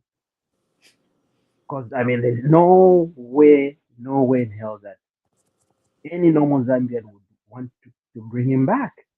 For what? First of all, there's no clear policies or no clear rebuttals or alternatives that the Ukwa team and the Walungu is giving this kind of government. All they're doing is just castigating, complaining, talking about abductions. Like, what are you going to tell us? Are you going to do? How are you going to turn around the economy? How are you going to bring back the milli meal at the price that it is? How? Tell us how you're going to do it. What magic are you going to use? Okay? They're not giving us all those kind of those are the kind of politics that we want to hear. We want to hear an alternative opposition or a strong opposition that will give us alternatives, yeah? With proper solutions, not just condemning all the time. Every time the government does this, they condemn. They never even clap. Even the good things that are happening right now in the Copper Belt, which is the hub of the country, nobody's saying anything good about it. Okay? All the major mines are coming back online. I'm telling you, by next week, I think, yeah, in the next coming week or two, KCM, they're announcing on the close deal on KCM. Everything has been sorted out. So if we have all these major mines back online, and now we can start see the fruits. It may not just happen right now, but this current government has put in motion an economy that's going to turn around. In the next coming 10 years, we'll be looking at all these things we're crying about, meal and all that. It will be a thing of the past. Okay? Because now we have enough liquidity. And I think my brother from Livingstone was talking about what policies do we have. I mean, there's a Minerals and Mining Act that was done in the 60s. Right now, as I'm speaking, there's a new Minerals and Mining Act that's going to be done. In fact, it's already done. So I'm just waiting for the document, somebody to send it to me, and I want to sit down and study the two. But I can tell you the new Mines and Minerals Act that this current government is working on, the UPND New Dawn government, outweighs the one that was done in the 60s. That's why we've been complaining about all these things. But we had a lawyer in government. You know, why didn't he figure out all these things? Okay, so we are now doing all these things, and still they're complaining. They're still condemning. Kanshi, takuwa bafinejisuma kanshi. There's no way you can just say, you know, awe pena pa wawomba mule. You brought back people in the cover belt are going back to work and stuff like that. You know, with that they're employing people. Yes, even though minimum is high, what are you working on? Okay, we can. Me, if I was Lunga, I would go and say, yeah, you know what?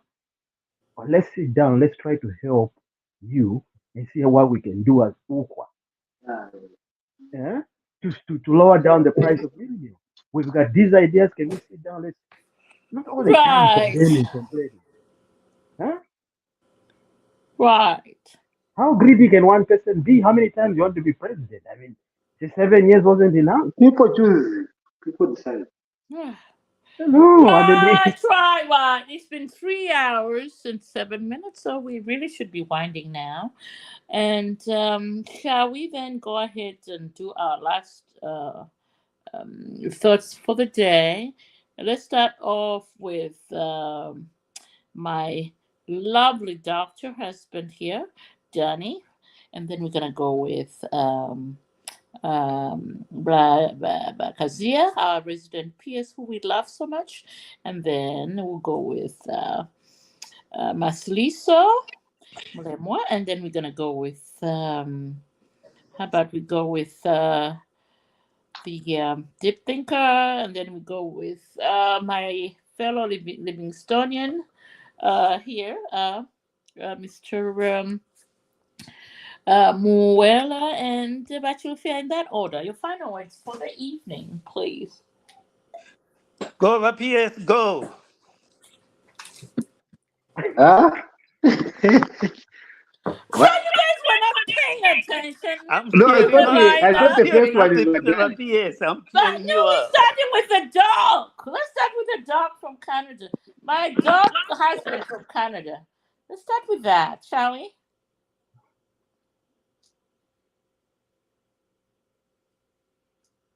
The Is dog. it? We even sent him to. He's taking a nap. All right, let's move on to our resident PS. I think Your that first final of words. all, thank you very much for these conversations. They're very, very insightful. And also, it just shows a different perspective, and also set up some of the things that probably people might overlook, but they're very, very important when they are reminded about them. So it's a really, really good conversation. And I wish that we could continue on this path. And I was also What? wanting to suggest maybe for the next session, if we can also have a conversation around the pension reform, because there is something that is brewing around in the country, especially in as far as the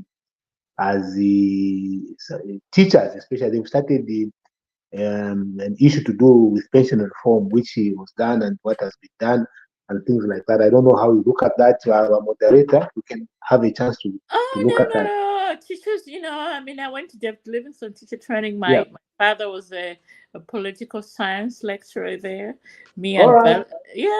So Me and Valentine, we are from the teaching background, just in case nobody didn't know that. I mean, we branched off after. Valentine and I used to live in the same. you should also include me. I'm from a teaching background, Yeah, and yeah. We'll include you, of course.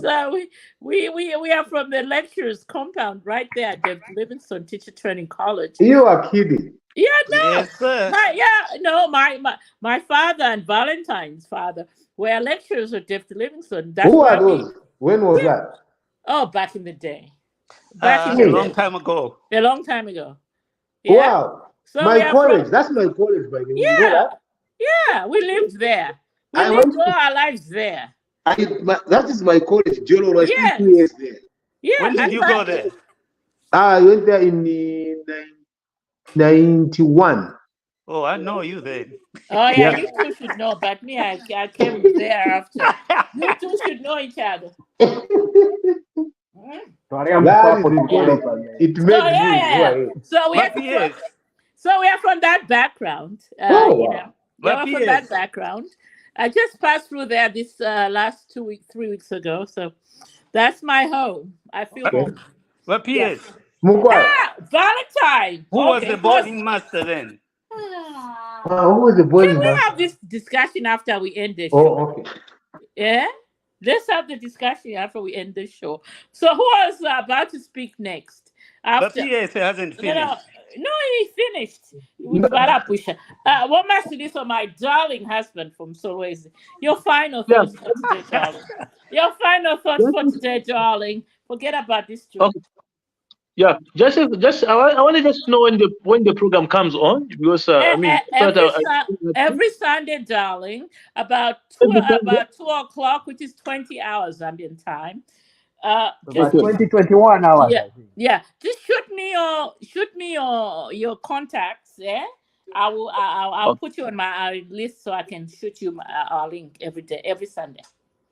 Can we do that? Okay. Otherwise, I've enjoyed the actual discussions, and yeah, on this team there, I think they are think tanks. There are people that are able to analyze issues and so on, and that would be good for our nation. I hope other leaders are going to pick what issues have been raised here and so on. But what I want to say, I think, to me, where I stand, basically the nation is in the right hands, and I think basically HH is a game changer. And I think the type of politics HH is playing, I call them developmental politics, and I think PF cannot match up to that. Basically, let's support him and let's support the family. Thank you. Thank you, Mama Sister, my darling husband. Yeah, yeah. And now we go to Mr. Linoe Muela. Please shoot me your stuff. I'll send you the link every Sunday because I want you to be on our show every Sunday, if you can. Go ahead. Your final thoughts for today. Thank you so much. I'm glad to be here. I should also say I'm from a teaching background. Oh, I am still teaching actually. I used to teach at Libes, Livingston Institute of Business and Engineering Studies, and now I'm teaching at NIPA Livingston campus. I teach development studies, social work, political science. Yeah. great. So Oh, nice. It's a Oh, meeting of yes, there's the Nipa now in minds. Livingston. I didn't know that. Yeah, it's a meeting of the minds. Go ahead, yes. So Mr. I'm glad actually that I can spend my Sunday evening so fruitful, listening to beautiful minds here. This is my first time to be on the stream on Bantu TV, but I have gotten so much. Someone used to post this on our actually post this every Sunday on my school group. Are I you on just Canisius? Are you on the Canisius group? yes, Yeah, the well, because I went to Chikuni Girls. Probably there are only there are two girls there, me and Angela. So yeah, I do it every Sunday. It's me. yes. I'm Oh, a you helped the Canadian, teacher so out, huh? I just used to see this. So Uh-huh. today I said, okay, maybe because it's load shedding, I couldn't watch TV. So I Uh-huh. said, okay, let me try to join. And it's been so insightful. I am great. I'm so happy. And I would definitely be here the rest of the Sundays this year.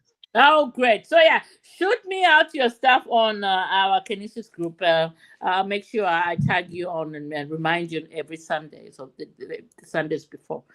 Let's do that. Most definitely. One master, so you from wherever you found this link, find me out there. Shoot me a link to. I'll make sure I get you. I add you onto my link every Sundays. How about we do that? That way we don't forget. I like beautiful minds. So and look at my lovely Lozi Canadian doctor. He's back from his nap. He wants to give us his final words. Go ahead, my lovely doctor, Dr. Dan. Your final words before we close the show today. Unmute yourself, my darling. There we go. Yeah, it's nice that we have these type of discussions, and I hope we can each one of us invite views from the opposite camp. Yes, Bakazia, bring your friends. There's nothing Okay. to be scared. Because it There's looks nothing like to be scared, Bakazia. You've been on here. Bring your friends and your friends' friends. All right. it's good to have, to challenge one another in some of these. After all, it's one Zambia, one is our country. We only have one country. So it would be nice to have a balanced view of some of these subjects. I know we are bombarding Chanda with a lot of things. I think we need to balance it off a little bit. So yeah, so let's invite people with different views from ours, and that's my only thing I can think about. But finally, my friend Chanda Kazia, you should also once in a while see the goodness of our government. Okay? Oh, I mean, if you haven't noticed, he's seeing the light of the day. I think he agrees with most of the things a deep thinker talks But about. when I talk to him many times in a day, and when I tell him that this is the best government we have had in the recent history of Zambia, he doesn't believe me. You are hearing this, Bakazia, from the people who are on the ground. They live in Zambia. You see, This is the best government we can ever have. You can imagine I would, you see, there are things right that now. Daniels would do, and then when he says that, then it takes us on a path that we can rant for the next 4 hours with each other. So don't be what Yeah. to say. Because Anyway, you see, when I we are in acknowledge good what hands. is good, like I God, always I tell Chanda, I always tell you that God answered Zambians' prayers. that one I'm not sure. He answered our prayers. No, listen, I'm answered. not sure about that. Okay. Because God answers all prayers in the All right. We can have this conversation in the background once you get the live show off. But Lufia, I don't know, should we go? Yeah, let's go to Deep Thinker, your final words for the day. And you're not going to talk about Arsenal today. The only thing you're allowed to talk about, Deep Thinker, is Musa. Musa, have you seen Musa? That's all you're allowed to talk about. You know, Soccer time. on Musa that to one, come. we agree. There's nothing to talk about. Arsenal, there's nothing really. So we're not going to do that because there's really Don't nothing. even go Even there. if we wanted to, Don't even try to go there. even if we wanted to, there's nothing to talk about. So let's go. Let's just go ahead. No, we can talk about the fact that Rashford wants to come to Arsenal.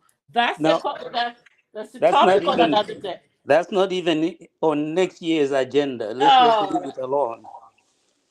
You all don't right. even feature enough to be on the agenda as Arsenal. So I think I'm happy with the progress that is going on in the country. I'm really happy with the leadership. I think we have a good driver. Uh, I I'm not comparing him to another president. I'm just looking at what is being done, because when you start comparing, you won't get a very good uh, evaluation of what's going on. So I just compare him to what he's doing.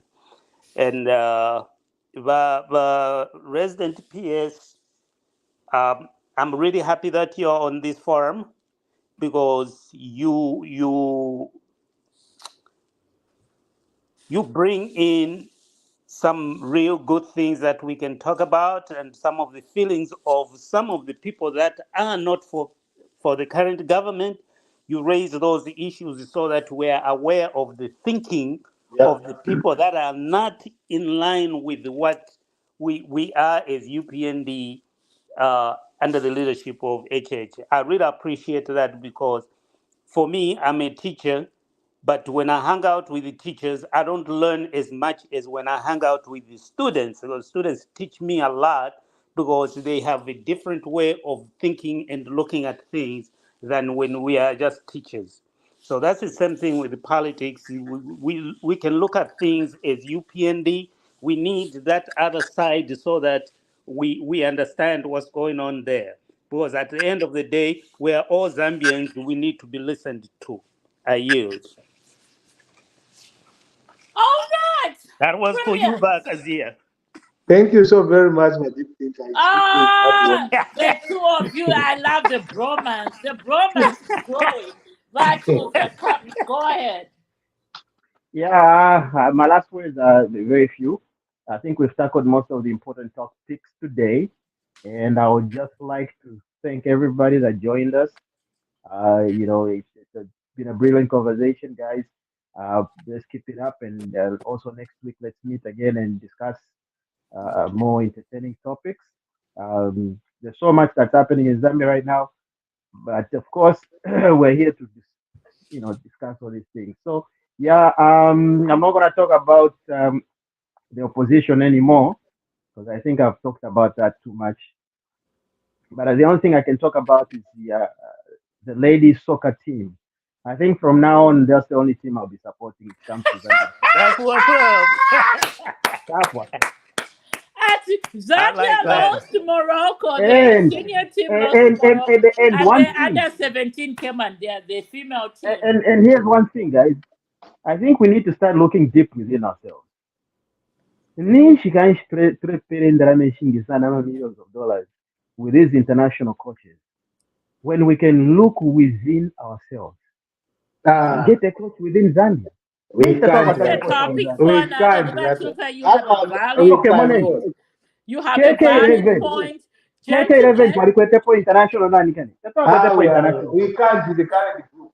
Gentlemen, let's. Huh? I'm gonna end this, but we can continue. We can continue the conversation from the background. Let me just go ahead and end on behalf of everybody that came. What about Vakanda? Everybody has spoken. I'm not gonna say anything. My only Which words. one about Sandra? I'm just promoting. Which Sandra? There are two standards here. But The only thing moderator is making me sure that I don't talk. no, that's your name for any sparkers here, and I'm like, you already spoke. So anyway, the conversation continues from here. However, what I'm saying, the live broadcast is coming to an end, and I just want to say thank you so much for everybody that joined in and contributed your thoughts and whatever gift ideas that you gave to the nation. Everybody, hopefully somebody will pick on this and run away with it. And until next Sunday, ladies and gentlemen, keep the faith. Keep the faith.